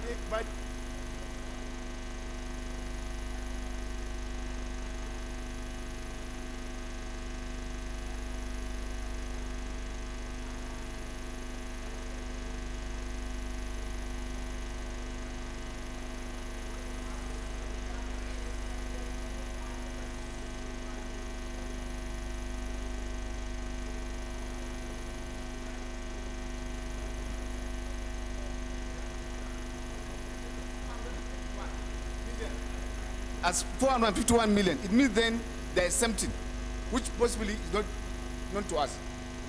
What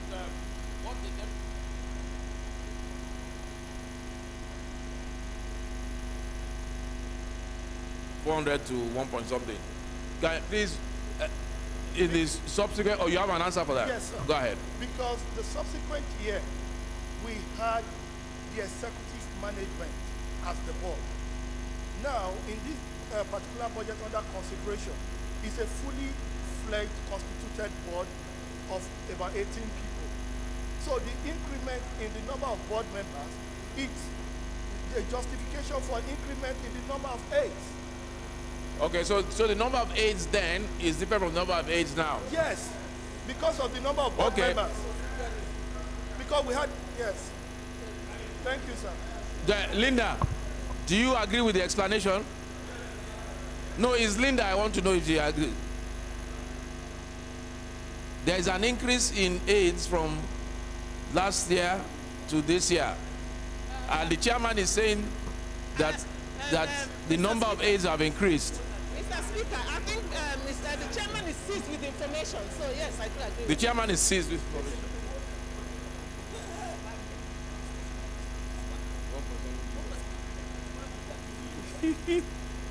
Okay, 38 to 40.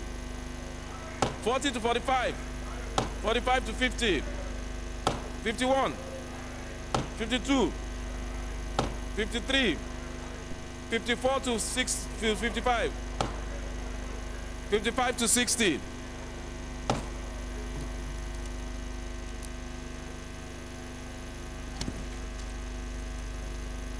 God heal our committee.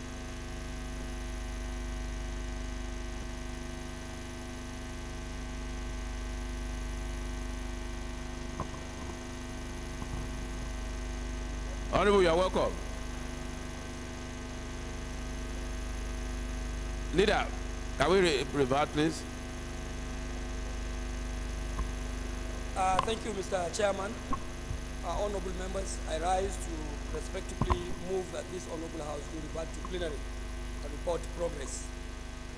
I so move. Honorable Sai, can you take us back to plenary by seconding the motion? Thank you, Mr. Speaker, distinguished honorable colleagues. I remain Honorable Osai Nicholas Osai, and I represent the Kwani Federal Constituency of Delta State. I rise to second the motion, heavily moved, one of the most illustrious, patriotic leader of the Night Assembly. He's seconding your motion, but you're not listening. I say you are one of the most patriotic Nigerians, who have this National Assembly at heart, and who have also served the presiding officers effectively, to the admiration of all members. Mr. Speaker, your knowledge of legislative issues is enormous. But this is not what you told me last week when you were talking about that day you came to my house. That's not what you told me. Mr. Speaker, why are you changing your?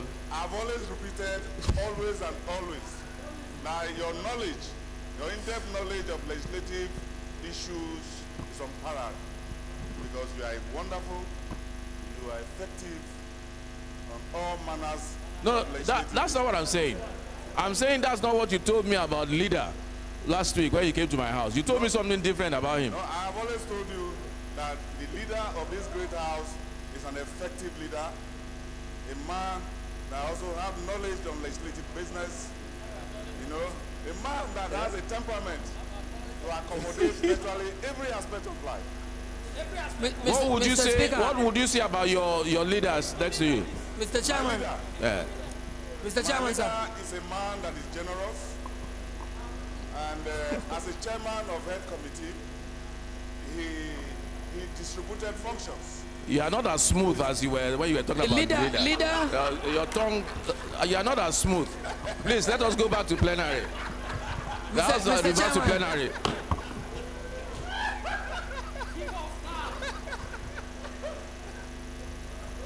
Mr. Chairman, I think minority leader is generous because he has what it takes to be generous. Honorable Tunde Ojo.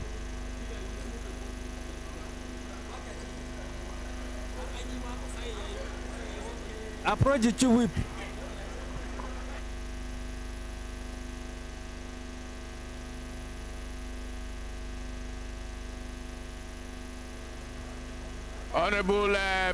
Honorable Ojo, please approach the leader of the house. Approach the leader of the house, Honorable Ojo. Ojo will approach you. That boy, that.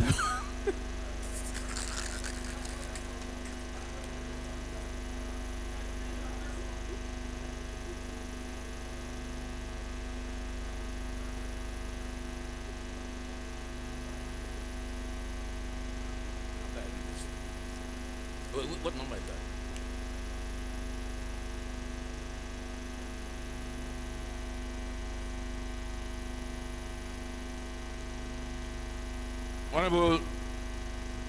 Honorable colleagues, the Housing Committee of Supply considered the report on a bill for an act to amend the Appropriation Act 2022 to extend the implementation of the capital aspect of the Appropriation Act 2022 from June 30 to 2023 to 31st December 2023 and for related matters, and approve the long title and its explanatory memorandum of the bill.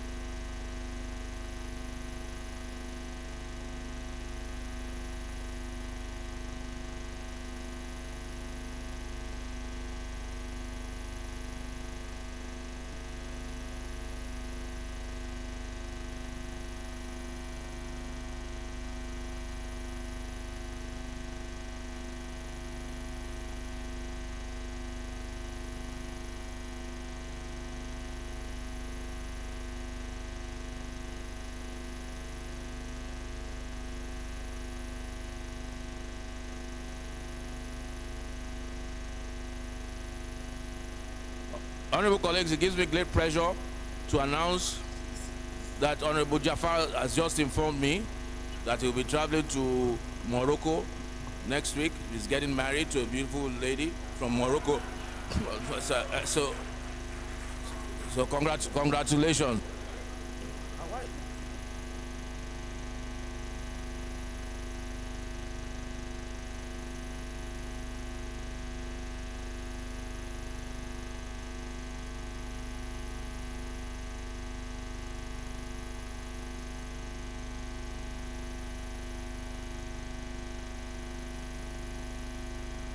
The Housing Committee of Supply considered the report of the Committee on Niger Delta Development Commission on the issue of the statutory revenue fund of the Niger Delta Development Commission, the total sum of 485,794,575,131 naira only, of which the sum of 28,247,952,510 naira only is for personnel expenditure, while the sum of 14,535,485,480 naira is for overhead expenditure, while the sum of 2,916,562 is for internal expenditure, and the sum of 440,094,575,131 naira only is for development projects for the sum of Niger Delta Development Commission. For the financial year ending 31st March 2022, and approved clauses 1 to 60, the long title, and the explanatory memorandum of the bill.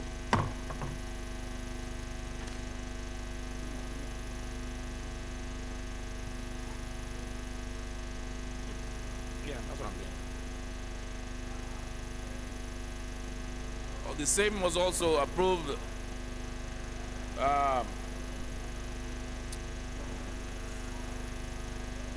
in the Committee of Supply for the report on the Committee of Niger Delta. The total sum of 49,376 only, for which the sum of 34.247,95251 only is for personnel expenditure, while the sum of 16.521.485.480 only is for overhead expenditure, while the sum of 3,719,62,675 naira only is for internal capital expenditure, and the sum of 543,808,548,699 naira only is for development projects for the service of the Niger Delta Commission for the financial year ending 31st March 2023. Approved clauses 1 to 60, the long title, and the explanatory memorandum of the bill.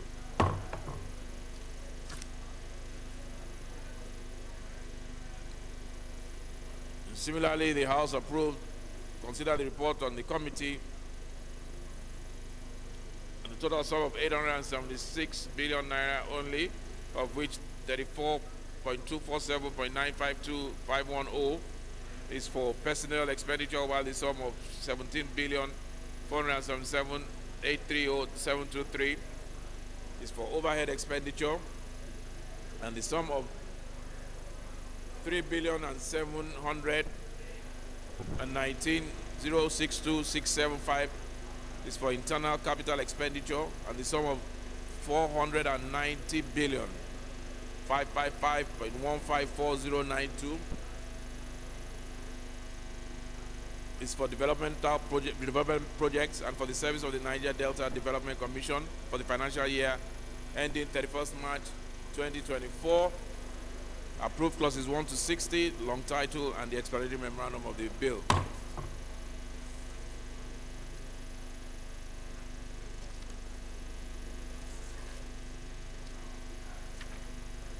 Leader, please move that we adopt the report. Thank you, Right Honorable Speaker, honorable colleagues. I rise to move that the report of the Committee of Supply be adopted as read. honorable members, I so respectfully move.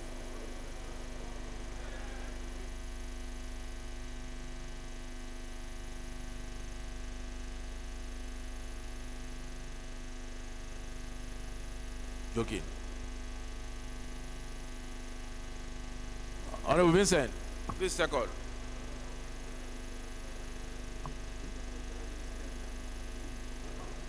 Yes, I'll take it now.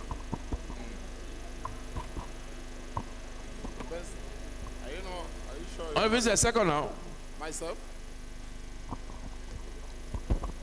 Thank you, Mr. Speaker. Thank you, respected colleagues. I remain Honorable Barrister Vincent Ekene Dilichukwu Ofumelu, member representing Oyi IML Federal Constituency, Mr. Speaker, from Anambra State. Mr. Speaker, I rise this afternoon to second the motion as ably moved by my colleagues. I so second, Mr. Speaker. Thank you, Mr. Speaker. Thank you, honorable colleagues. Those in support, please say aye. Those against say nay. Ayes have it. Let's quickly go back to, we step temporarily number 33 down for Honorable Olariwaju, please.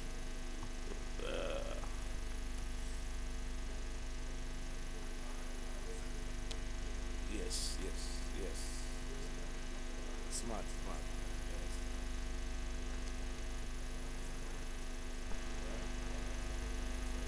You missed? Okay. That's where the problem is. I'm not.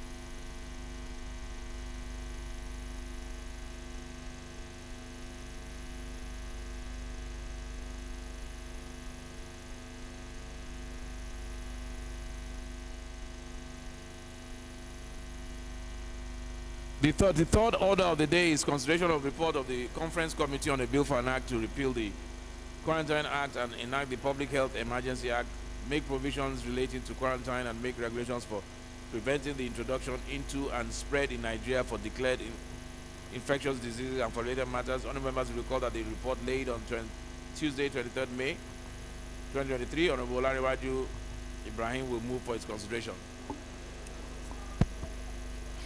Thank you, Mr. Speaker. I remain Honorable Ibrahim Kunle Olariwaju. I represent the entire group of Moba, Ido-Osi, the Jemeje Federal Constituency. Mr. Speaker, I rise to move that the House do consider the report of the Conference Committee on the Bill for an Act to repeal the Quarantine Act and enact the Public Health Emergency Act, make provisions relating to the quarantine and make regulation for preventing the introduction into and spread in Nigeria of the declared infectious disease and for related matters and approve recommendation therein. Mr. Speaker, I so move. Honorable Obanikoro, please second.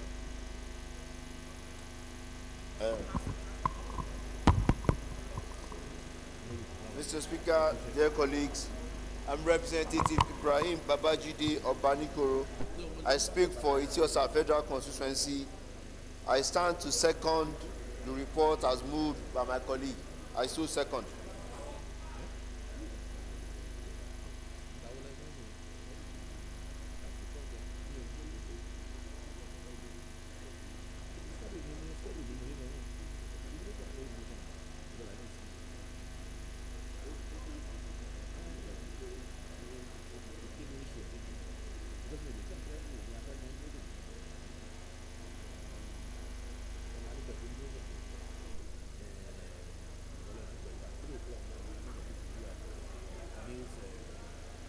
Commissioning something. Momo.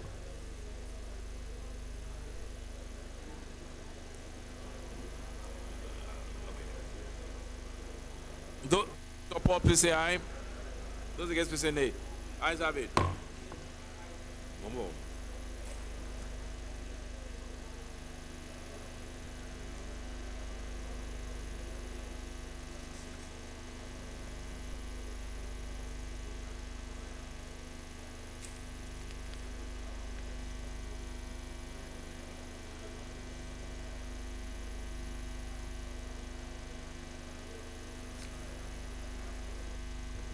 House Leader, Please move that the House dissolve to the Committee of the Whole.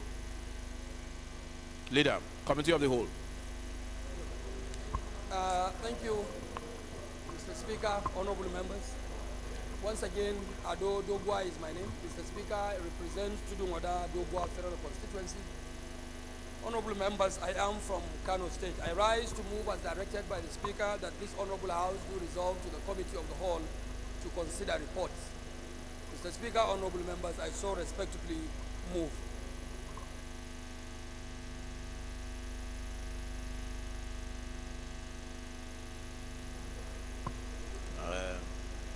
There's your office.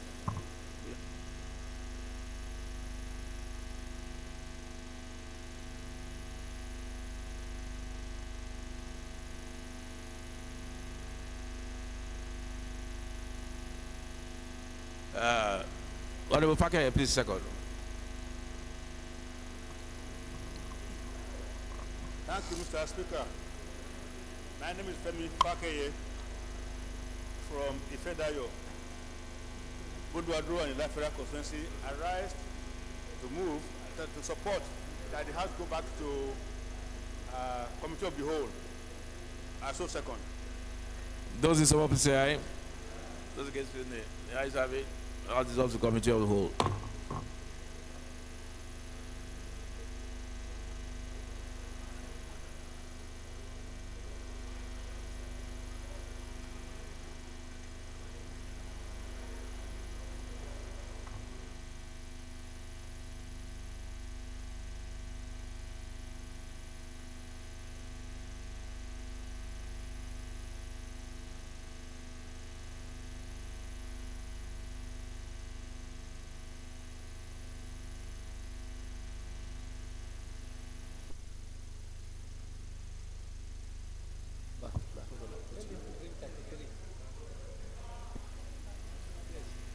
Report number 33. No, they took 33 letter just now. Come. Give me my guide.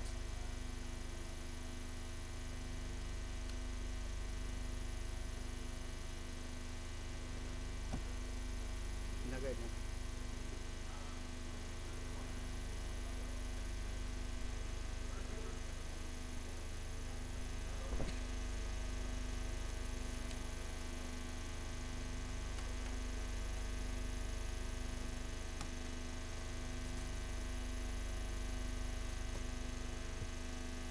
Respected colleagues, the first bill to consider is for an act to amend the Agricultural Research Council of Nigeria Act, Cap A156, Laws of Religion, Nigeria 2004, and for the matter, and I invite the leader to give the synopsis of the report. 24, I don't know. That's my own case. This is the first report. Eh? What? 24. Mr. Chairman, honorable members, item 24, like you read, Mr. Chairman, is a bill for an act to amend the Agricultural Research Council of Nigeria Act, by 1 to Laws of the Federation of Nigeria. Mr. Speaker, Mr. Chairman, honorable members, as usual, this is a straightforward legislation which is intended at making some amendments so that agencies and institutions in our fall can be strengthened and be allowed to function effectively. I want to plead with honorable members to look at it in this light and allow this bill for speedy consideration and passage. Your Excellency, I so submit. Respected colleagues,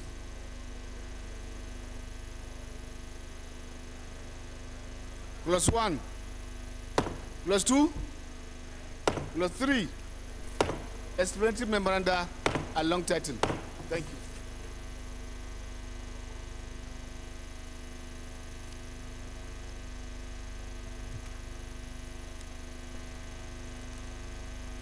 Respected colleagues, the first report to be considered is that of Committee on Niger Delta Development Commission on the what? No, I think there's a mix-up here.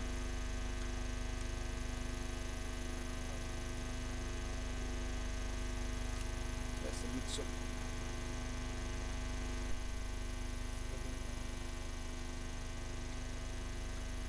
Respected colleagues, the second bill to be considered is for an act to repeal the Revenue Mobilization Allocation and Fiscal Commission Act, CAP R7 Laws Supervision Nigeria 2004, and enact the Revenue Mobilization Allocation Fiscal Commission Bill to grant the Commission enforcement powers in the monitoring of accruals and disbursement of revenue from federal federation account, and to bring the act to conformity with the provision of 1999 Constitution as amended and for related matters. I now invite the leader to give the synopsis of the report.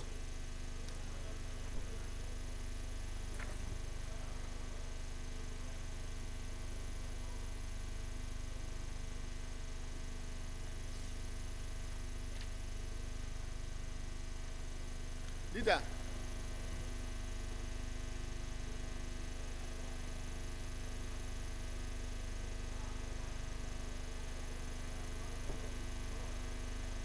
The synopsis on this report that has to do with Revenue Mobilization and Fiscal Commission for the amendment. Sorry, Mr. Chairman, Your Excellency.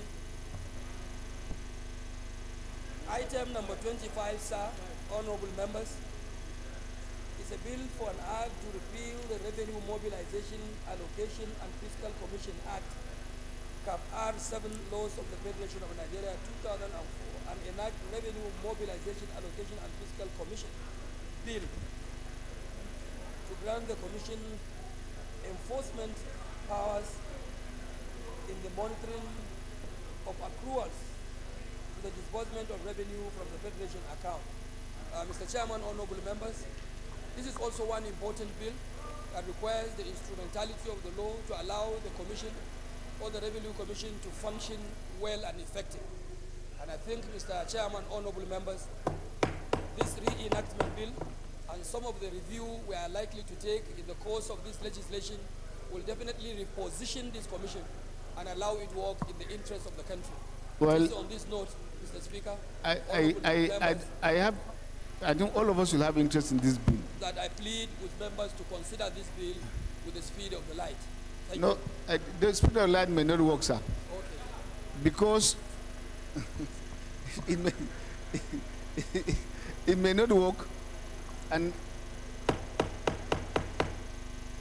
Please, honorable members, please. I don't know One whether House, Chairman Finance Please, honorable members, or Deputy is very here. important legislation under discussion. Please. No, the speed of light means passing it, but I think we need more explanation regarding this bill on the revenue and fiscal mobilization. They are monitoring, and then because they have brought constitutional issue into it. We need to know where the constitutional provision, since it has not gone through second reading, or public hearing. Engineer, allow him to listen to me, please.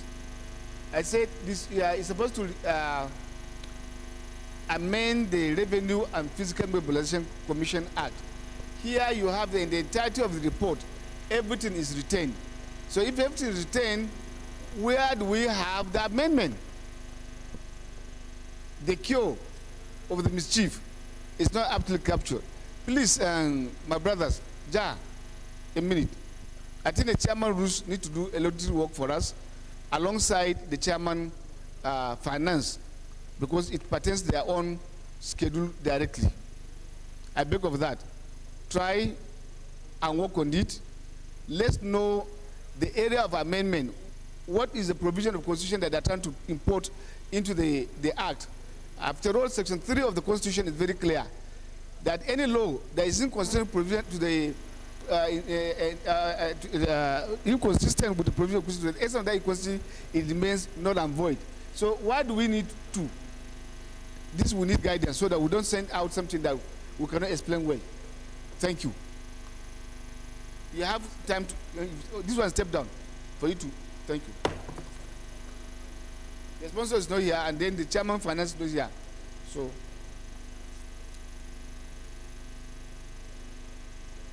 respected colleagues, the third bill to be considered for an act to repeal the Produce Enforcement and of Export Standards ACAP P32 Laws of Federation Nigeria 2004 and enact the Federal Produce Inspection Service Enforcement of the Export Standards Establishment Bill 2023 to provide for the inspection and enforcement of grades and quality standard of produce and commodities intended for export from Nigeria at the ports of shipment. And for little matters, I invite the leader to give the synopsis of the bill. Mr. Chairman, honorable members,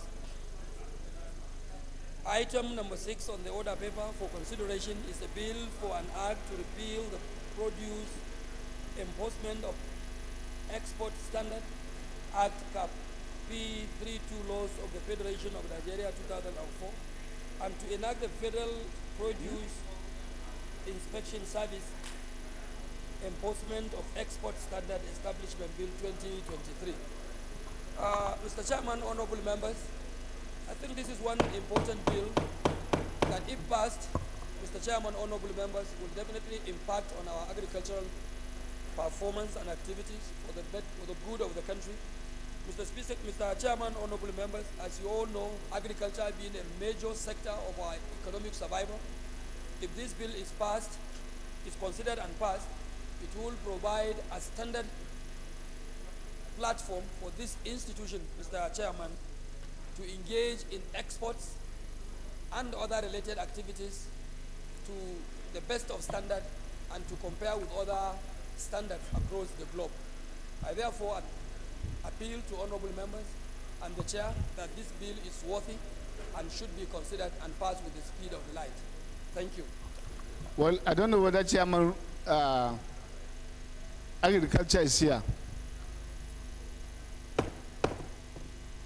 I think it's the same problem with the first bill that will step down, sir. Leader, it's having the same issue. If you go through the bill content, there's no space where we are told this is where we're having the import on the original bill of Export Promotion Council or on the produce, because there's a reference here to the Act of 2004 that we're amending. But you find everything here retained. No provision to indicate this is where the new provision is coming. So I want to ask my colleague to also, with their own cooperation, step down so that we'll have the proper thing done in terms of the reporting. Thank you, Mr. Chairman. As the chair pleases. Thank you. Yes. Please, Secretariat, TJ, allow Chairman Roos to listen to us. This one, two step down for further legislative action. I hope you act upon them swiftly.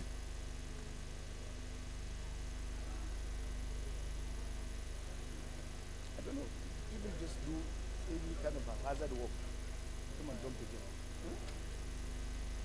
Respected colleagues, the fourth bill to consider is for an act to amend the relevant tax exercises and duty status in line with microeconomic policies reforms of federal government and make further provisions in specific laws in connection with public financial management of the federation and for these matters. And I invite the leader to give the synopsis.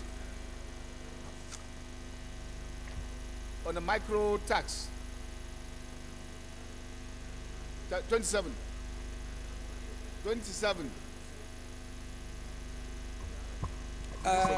Mr. Chairman, I'm afraid I had presented for consideration about 2-3 bills prior to this time, and unfortunately they hit a very strong wall.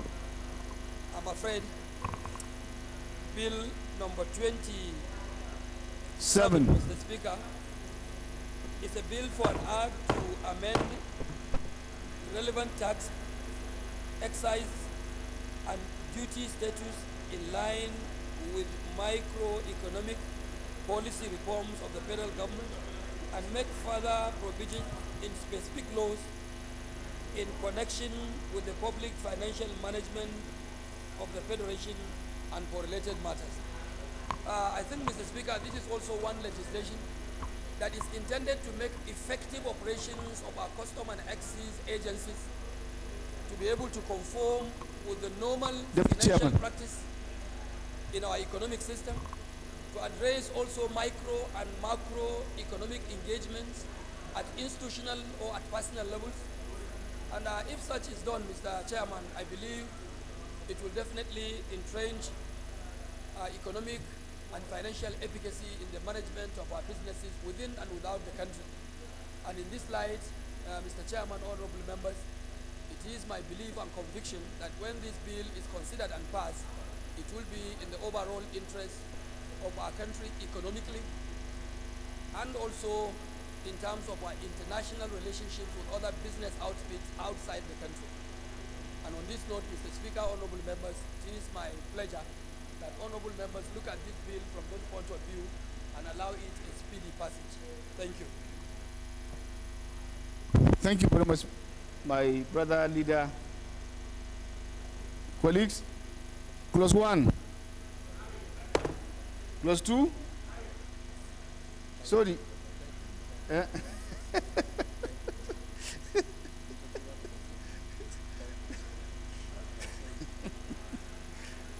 Clause 2. Clause 3. Clause 4. Clause 5. Clause 6.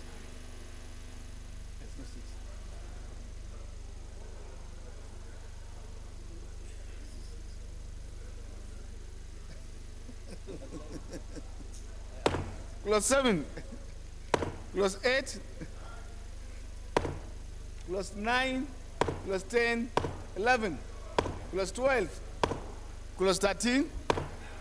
Clause 14. Clause 15. Clause 16. Clause 17. Clause 18. Clause 19.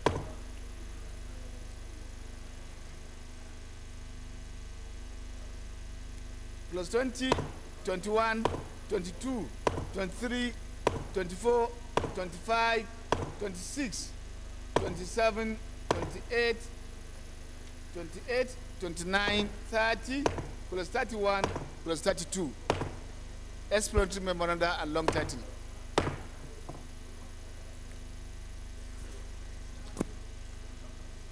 Nelaraba. Honorable Laraba, approach the chair.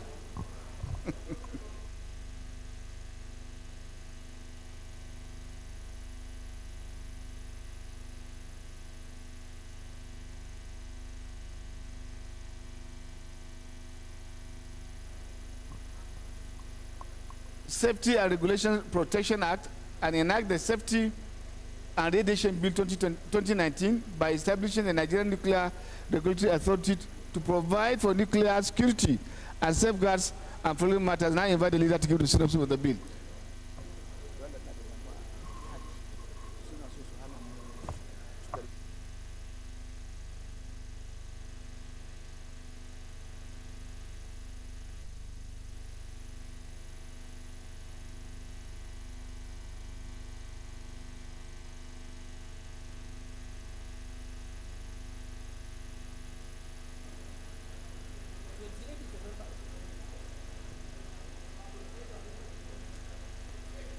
Leader. He's on the floor. Yes, Anayo. Anayo is out of town. That's why he had to take it. They are away for an official assignment. I think it's okay. We can go ahead and. Okay. Okay, sir. As permitted by the chair, honorable members, a bill for an act to repeal the Nuclear Safety and Radiation Protection Act and enact the Safety and Radiation Bill 2019 by establishing the Nigerian Nuclear Regulatory Authority to provide for nuclear safety and safeguards and for related matters. Mr. Speaker, this one is also, Mr. Chairman, is also a straightforward bill meant for our legislation, I think in the interest of the country. Safety of our people and safety of civil servants working under this agency is paramount, and I think it will be of interest to members that yes, providing this legislation will definitely entrench an effective management of a nuclear authority to allow things happen and go the way they should.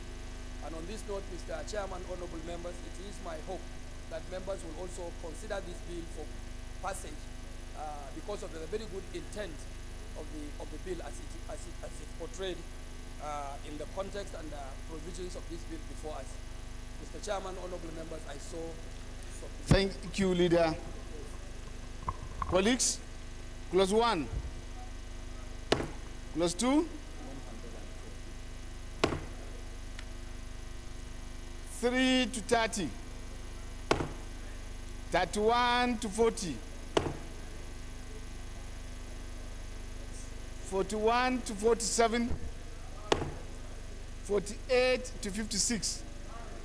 57 to 64. 65 to 81. 81 to 95.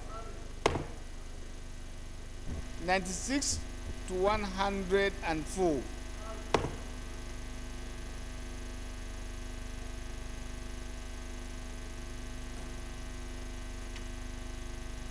$105 to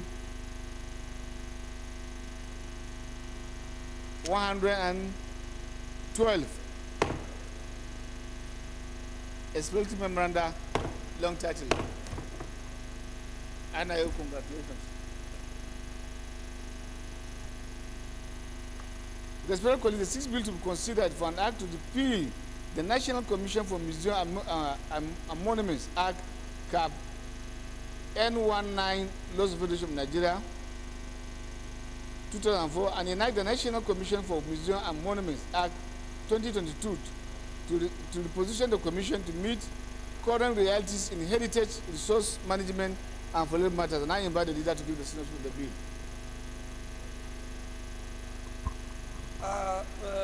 Mr. Chairman, honorable members, okay. This is a bill for consideration, Mr. Chairman, on a bill for an act to repeal the Nigerian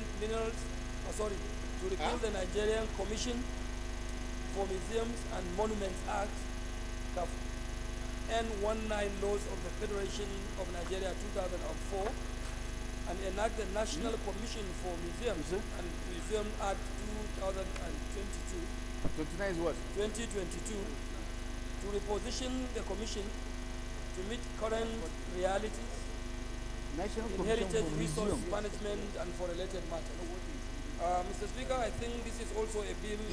Leader, my attention has been brought that you are reading the synopsis for 30, not 29. You said? You are reading the synopsis for 30, not 29. What we are under consideration 29. National Commission for Museums and Monuments. That is what I'm taking, sir. Thank you. Yes. 29, sir. Yes, sir. 30 is in the name of Honorable Plata, is on the floor. And the other one on the name of Fakai is no, also 30, on the floor. 30. 29, sorry. So I'm taking 29, sir. Mr. Chairman, honorable members, like I said, this is also a straightforward bill. I think it is meant to readdress some administrative needs, thereby maybe changing the nomenclature from perhaps a commission, Museums and Monuments Act, to now read as National Commission for Museums and Monuments, and some other key amendment, Mr. Chairman, honorable members. I think by coming up with this legislation, we'll also be able to strengthen this institution to function not only effectively, but to function in line with the standards of the practice of monuments and museums across the globe. I think, Mr. Chairman, honorable members, this is also one legislation we can pass without any let or hindrance. Honorable members, I will plead that you allow it a clear passage. Thank you. Respected colleagues, clause 1 to 25, 26 to 33, 34,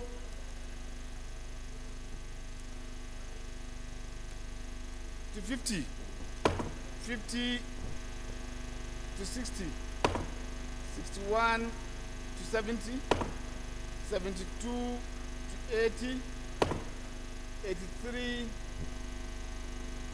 to 112, 113,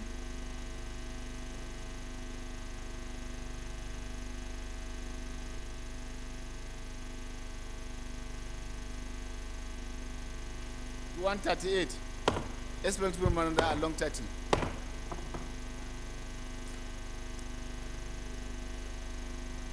Thank you, sir.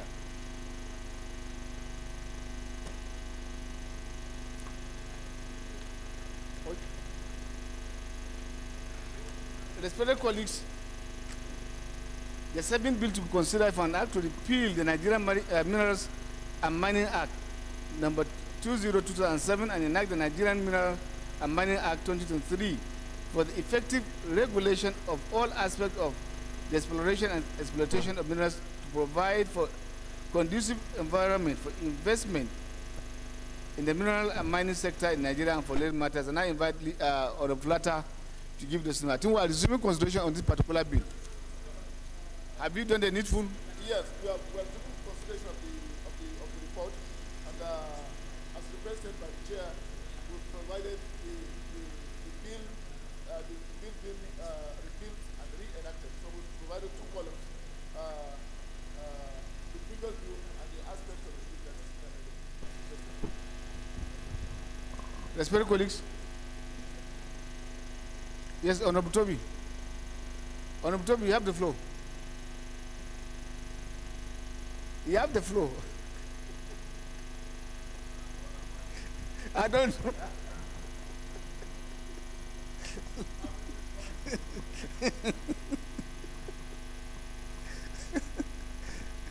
Clause 1 to 10, 10, 11 to 20, 21 to 30, 31 to 40, 41 to 56, 57 to 78, 79 to 100, 100 and to 30, 101 to 144,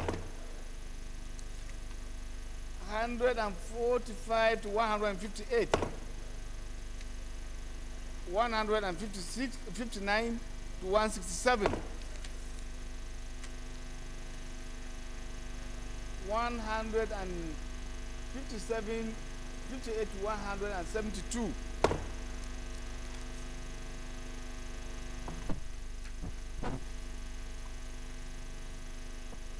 One 72, 173, 175, 174, 175, 176, 178 to 181, 181, 182, 183, 184, 185.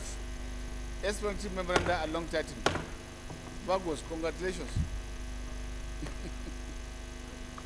Thank you. The eighth bill to consider for an act to provide for the element of Nigerian weight and majors regulatory agency and for legal matters. I now invite the leader to give the synopsis. I don't know. You have the bill, my leader. Yes, sir.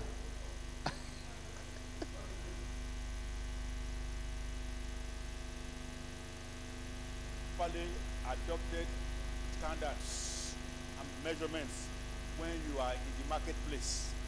Right now, what we have is arbitrary. You go to the market to buy gari, whatever. You go with a situation, you confront a situation whereby there is an empty tin of gari, but it's been packed in here and there to ensure that the quantity that you take home is not up to standard. But right now, what we have done in this bill is to adopt measures that are consistent with how these things are done all over the world. Thank you. In terms of global best practices. Thank you, Mr. Speaker and Mr. Chairman.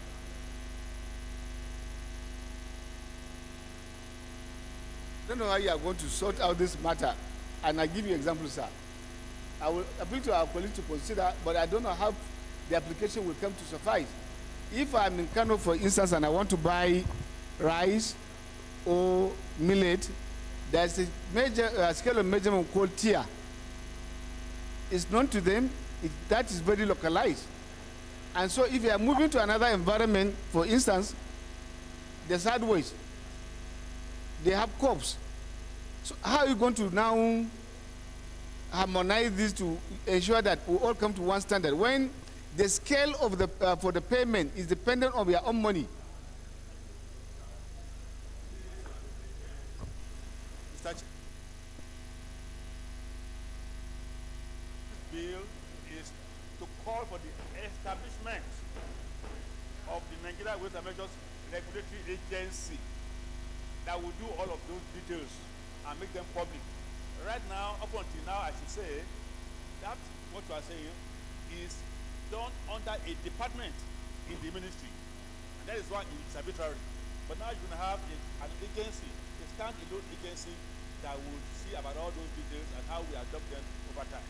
Thank you, sir.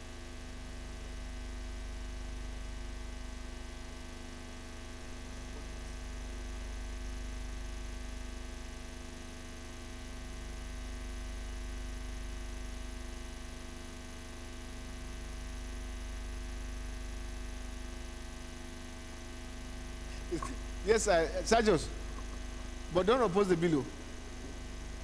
Sorry? Yes, sir. Mr. Chairman, I think what they are proposing is not what you just spoke. Okay, there's conflict or lack of understanding of my own district. I appreciate. Yeah, so I think you are looking at the local markets. Yes, sir. And what they are measuring in COP and what we call Mudu. Mm. I don't think that will be affected by this. We are talking about packaging. Because 2 years ago, I bought 50 kg of rice, 25 kg of rice, and then 10. All of them were below those kgs. I was supplied a 25 kg bag of rice, and it was 17 kg. When they sent it to one of our leaders, a retired civil servant, he put it on the scale and called one of my boys saying, it's 17 kg you sent to me, and not 25. So while I appreciate, if I ask you, what is the function of first Consumer Protection Council, second Standard Organization of Nigeria, what do they do? Is it not part of their function?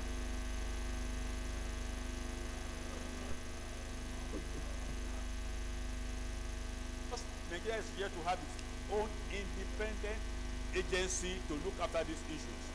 So we've been operating under a small department in the ministry.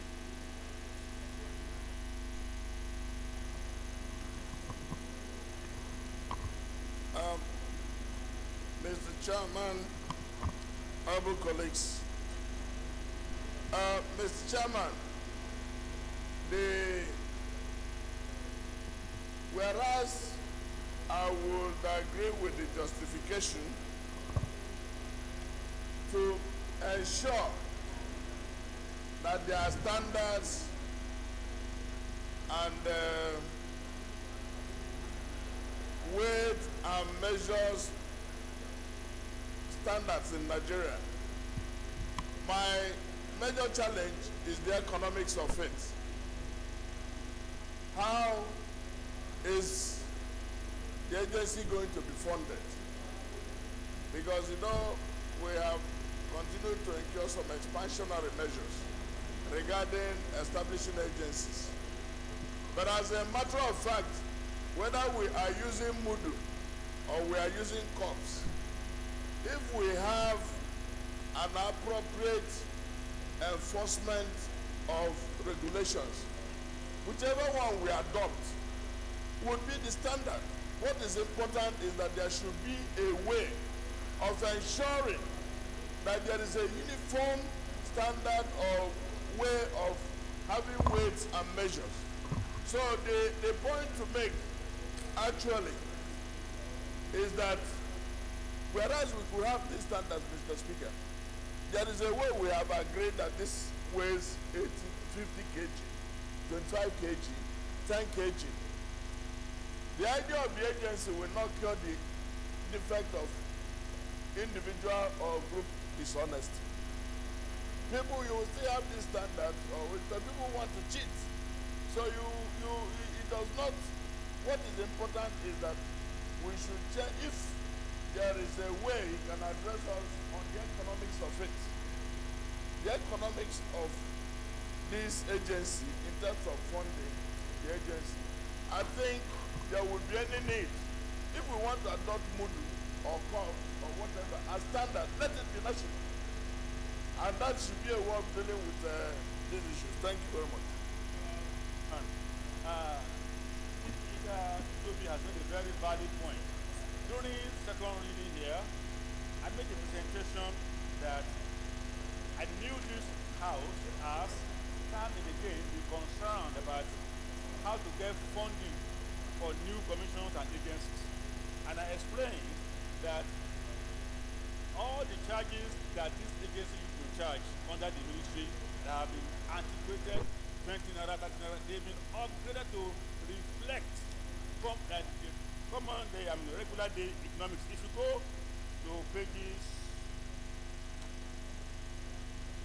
starting in the appendices, you see the new rates that they will charge, which will reflect what will be adequate, because it's a very huge country.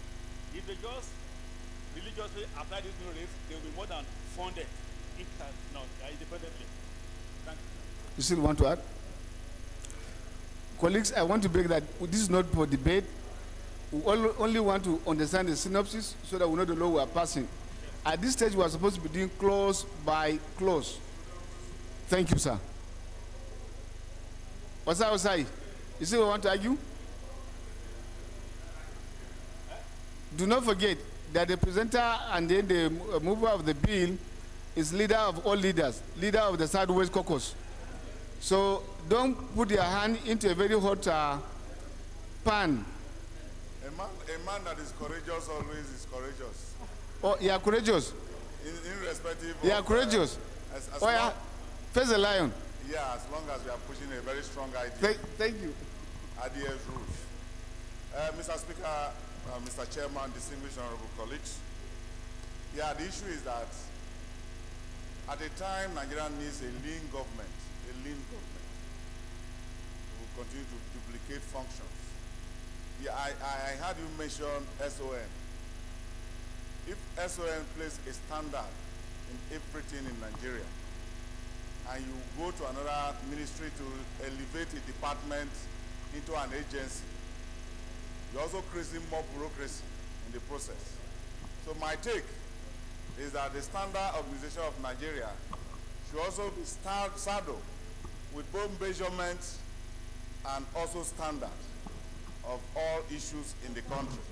And I'm aware that my committee, that is the committee I belong to, Committee on Industry, is also have the same bill, similar bill.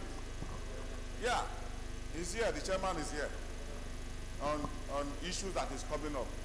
So if we now place a department to saddle with this function, and SON is coming with also another, the committee is coming with to amend SON this in a law, what does it create? It creates conflicts. It creates conflicts in the process. So that's my take. Well, on Kalu. Thank you, Mr. Chairman. Honorable colleagues, my name is Benjamin Okezekal. I represent the people of Nigeria, starting from the federal constituency. Mr. Chairman, the debate as to weight and measure has been done. Where we are today is to move forward. But suffice that to say, when you talk about quality, you talk about SON. When you talk about quantity, you talk about the department dedicated for this particular assignment within the Federal Ministry of Trade and Industry. The purpose of this bill is to make sure that the implementation of the mandate of this department is better enhanced than it is at the moment. And the discussion around this issue, Mr. Chairman, goes beyond measuring of rice and beans with their various modules or cup. The discussion enters into the measurement of even building materials like chippings, like stones that is carried at a particular tonnage from the site it leaves, by the time it gets to the final location for the construction, you'll find out that the tonnage is not as measured from the start. Mr. Chairman, it also enters into issues like oil and gas. Oftentimes you see operators in the field saying that from the off-taking point, that the tonnage in that particular oil and gas tank was a particular number of thousands of liters.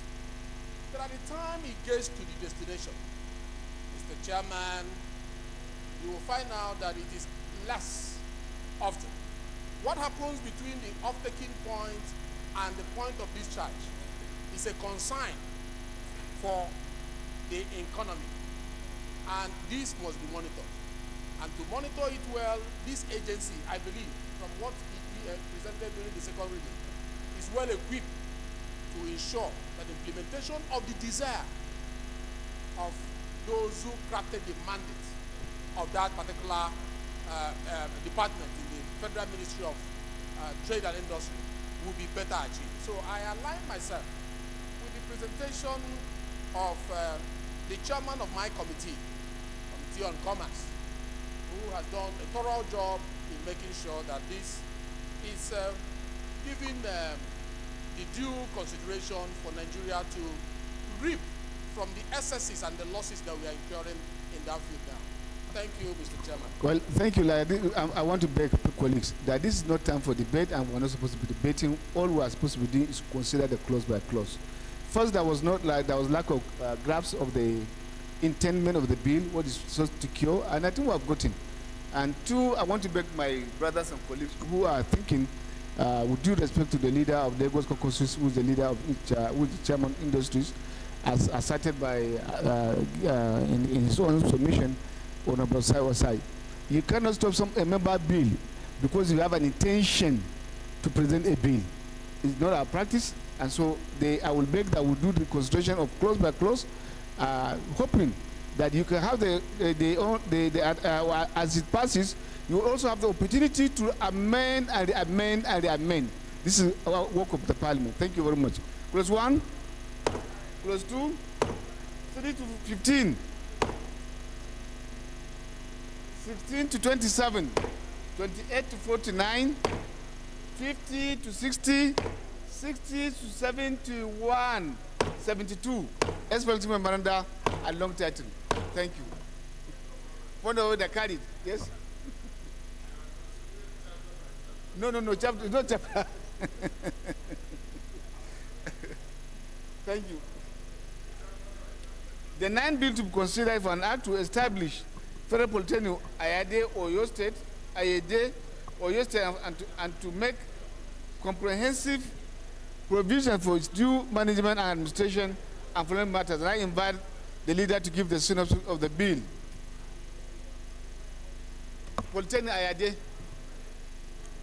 Go ahead. An establishment bill, Mr. Speaker, and it's for the good of our people. Thank you. I feel that I don't need to bedevil our very fruitful time, sir. Thank you. Grateful. Clause 1,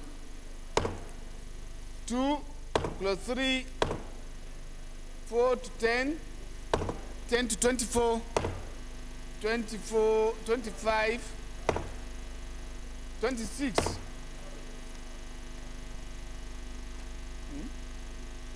Schedules, explanatory memoranda, and long title.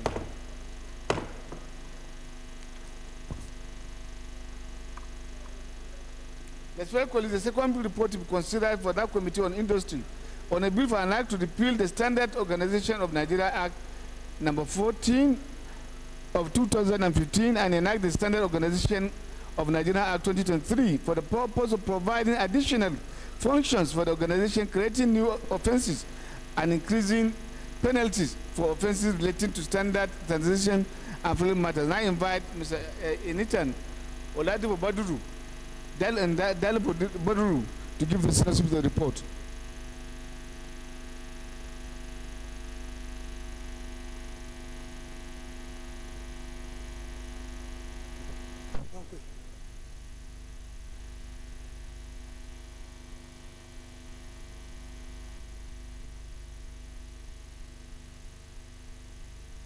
You are supposed to guide us through giving the synopsis of the bill. Thank you, Mr. Speaker. Chairman. Thank you, Mr. Chairman, sir. The synopsis of the bill is about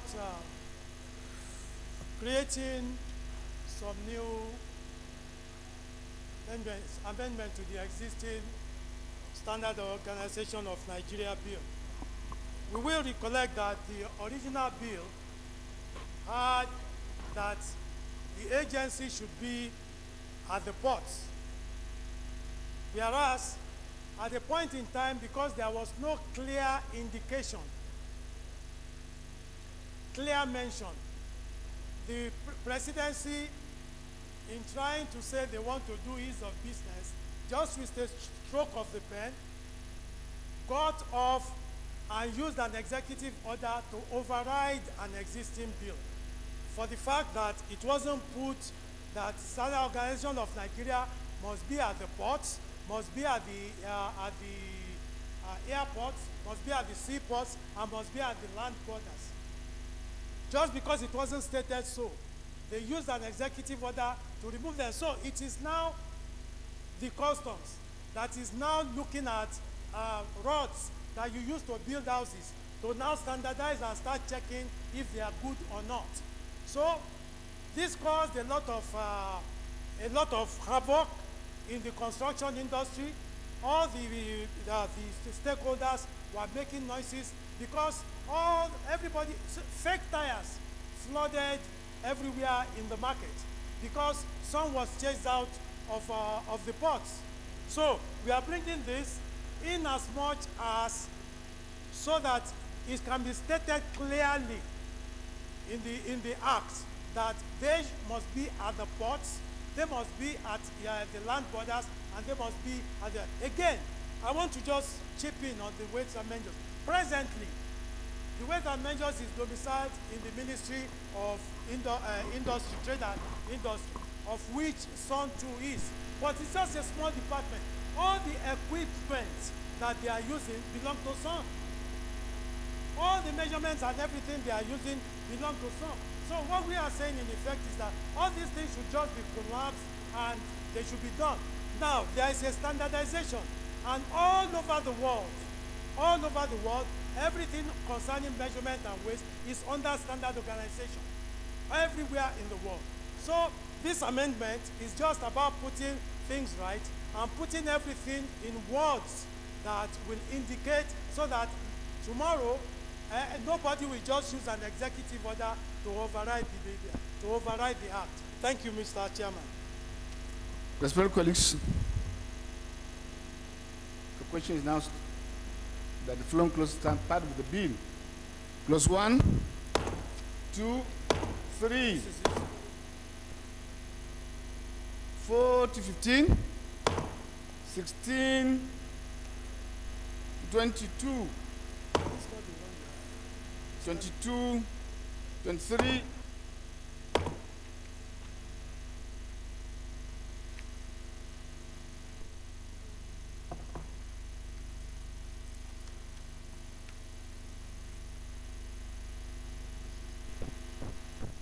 23, 24, 25, 26. No, 25 is the last.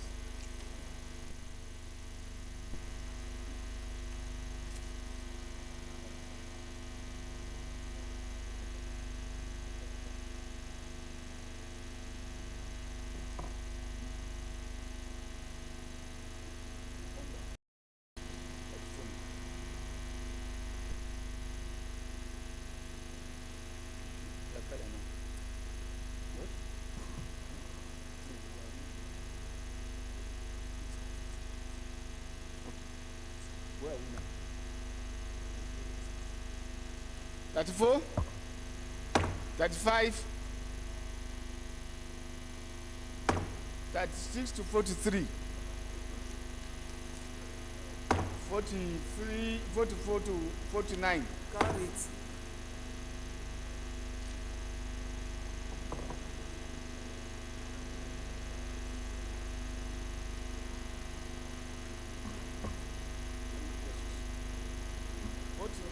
49.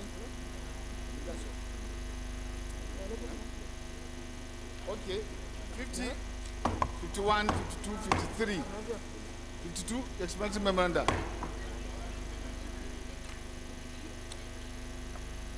Okay, zaki bi tafiya ta gida ne? Mace bai zo kwashe yara ba?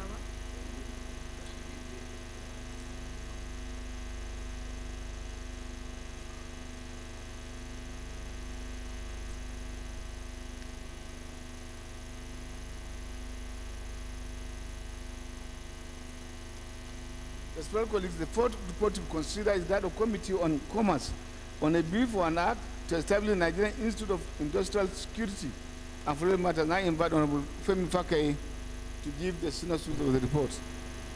Thank you, Mr. Chairman. My name is Femi Fakaye from the Federal Kodadro Federal Constituency of Osun State.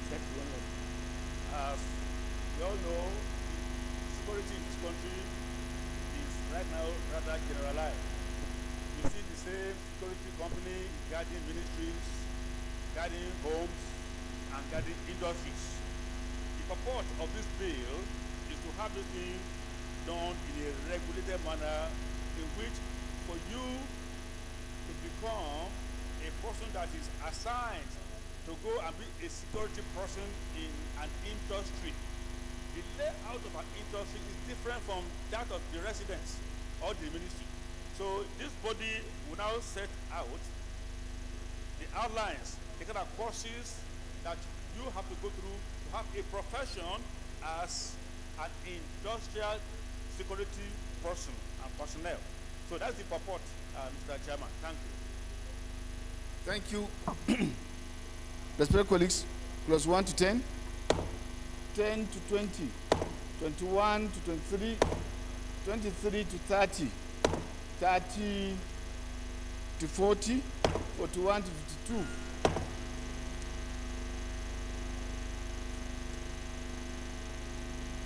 That's all. Explanatory memoranda along 30. Give me that number.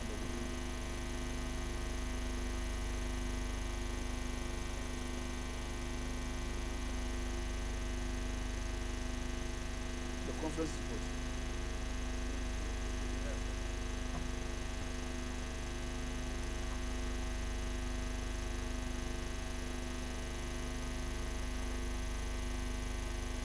Who's supposed to present that one?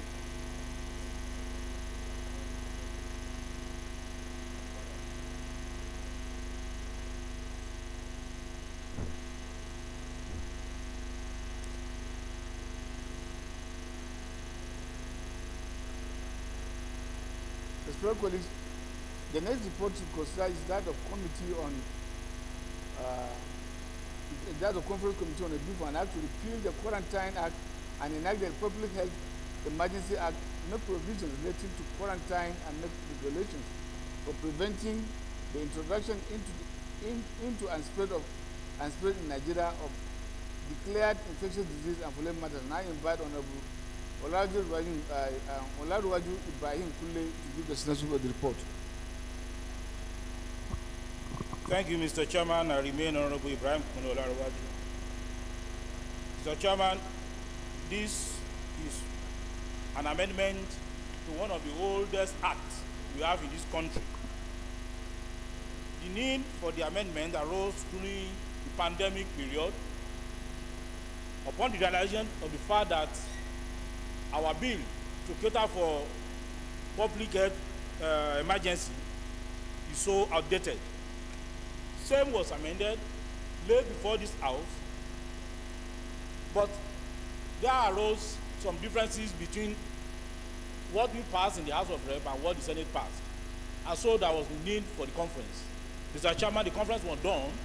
There were just little areas, like the Senate had in their own past, in their own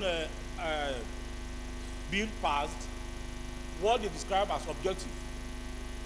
We adopt the said objective in our report, and we adopt the long title of the House of Rep. Subsequently, there are some grammatical and usage of words which committee adopted. In all, the conference agreed on some of the usage of the word that is proper and meet the need of our society now. And I think, Mr. Chairman, this bill will cater for all the health emergencies we need now and in the nearest future. Mr. Chairman, as a summit.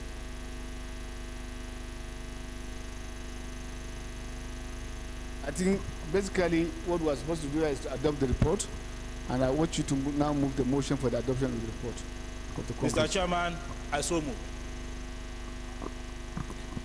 Please move your motion appropriately. I don't want to waste time now. I was thinking we need to. We are not supposed to add or subtract. Yes. In a conference report. All we are supposed to do is to adopt. So move the motion for adoption. Mr. Chairman, I hereby move that the report of the conference committee on the repeal of Quarantine Act and enactment of Public Health Emergency Bill be adopted. I so move. Seconder, Honorable Idris.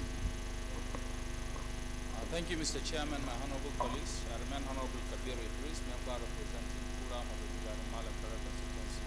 Mr. Speaker, Mr. Chairman, I so support the motion heavily moved by my colleague. I so support Mr. Chairman. Thank you. Colleagues, those in favor of the motion say aye. Against any, that's have it. Thank you.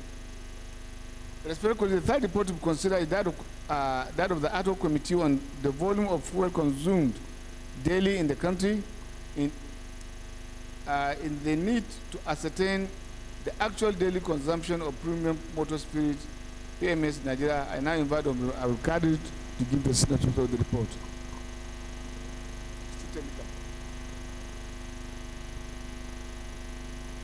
Mr. Chairman, respected colleagues, this ad hoc committee was constituted pursuant to a resolution of the House of Reps in January 2022 to look into the issue of fuel consumption in the country. Mr. Chairman, as a matter of fact, the committee swung into action and we identified stakeholders. We identified stakeholders, we collected submissions, we conducted investigative hearings, we visited sites, depots, and what have you. And after careful examination of the data available before us, we came up with this report. And in so doing, Mr. Chairman, I have to bring it to the attention of the House that from what we have gathered, there is no data that points to the actual consumption of fuel in the country. What we have instead is supply, because if we are talking about consumption, based on the capacity building we had, it's supposed to be what was dispensed at the retail outlets. But rather what we have is the truck out of fuel from the various depots we have in the country. And in so doing, we interrogated different thematic areas. We look at the area of supply, we look at the area of distribution, we look at the area of storage. And at the end of the day, Mr. Chairman, we identified certain key governmental agencies that have a stake in the consumption of fuel in Nigeria, which includes the Nigerian Upstream Petroleum Regulatory Commission, the Nigerian Midstream Downstream Regulatory Authority, the NNPC Limited, the Nigerian Navy, and the Nigerian Customs Service. And it will interest this House to note that the submissions from these various agencies of government are, in most cases, they don't agree with one another. What NNPC will give you as the supply of petroleum products, particularly PMS to the country, is different from what the authority gives, and is also different from what Nigerian Navy gives, and so on and so forth. But at the end of the day, Mr. Chairman and distinguished honorable colleagues, we were able to adopt our considered opinion rests on the submission of the Nigeria Midstream Downstream Regulatory Authority, because pursuant to the Petroleum Industry Act, it is the regulator of the downstream sector of the oil industry in Nigeria. And as such, we believe it has the authoritative information which the committee has to rely on in arriving at what is the actual consumption of, or rather actual supply of PMS in the country. And the base year was 2022, but we went as far back as 2016 to gather data in order to compare on year-by-year basis. At the end of the exercise, it is the considered opinion of this committee that 24 billion liters of petroleum PMS was supplied in the country in 2022. And if you divide that by 365 days, since the mandate of the committee is to ascertain daily consumption. So if you divide that by 365, you will have around 66.7 million liters as daily supplied PMS in the country. But Mr. Chairman, my respected colleagues, the committee went further to make certain recommendations which is going to go a long way in arresting this problem we have in this sector of the economy. Particularly, we said that the Nigerian Midstream and Downstream Regulatory Authority should make it a prerequisite for any outlet, retail outlets in the country, to make it a prerequisite to be giving updates, returns on the actual volume of PMS it dispenses, either on a daily basis or on a weekly basis. There should be a criteria that the authority should put in place. That is the only way, Mr. Chairman, the country will be able to know the actual consumption of PMS in the country.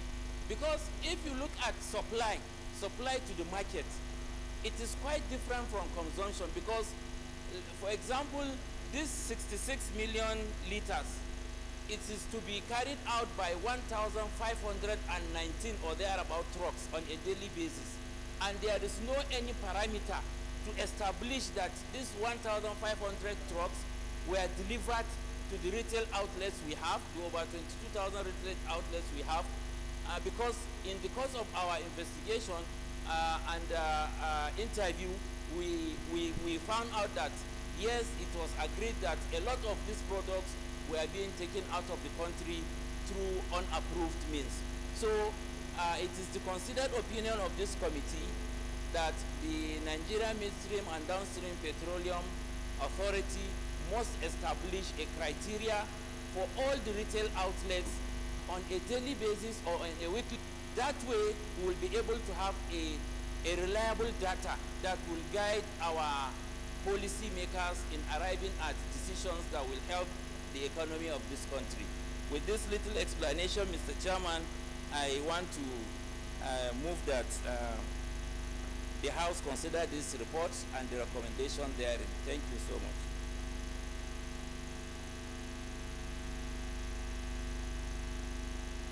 Chairman, thank you very much for the very elaborate explanation on your report. Thank you. We appreciate the work you have done.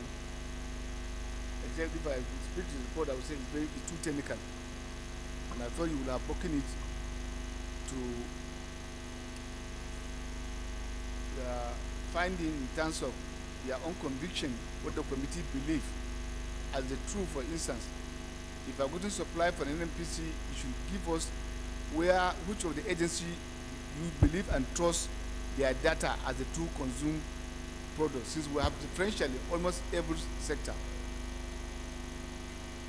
Mr. Chairman, if I may come in again, like I said earlier, the mandate of this committee was to make investigation, and it was very clear that we should not rely on information from NNPC, and that was what we just did. I said that we invited the authority, we invited commission, We invited even non-state actors like IPMAN and some other MOMAN and some other players in the industry. And we even invited other governmental agencies like the Nigerian Bureau of Statistics, the Office of the Accountant General of the Federation. Mr. Chairman, it will interest you to note that when we asked the Accountant General to tell us the amount that the country pays for subsidy, the Accountant General could not give us an answer because he said he doesn't have any information. In fact, even the mother ministry, that is Ministry of Petroleum Resources, it has no information as regards to fuel supply in this country. So we tried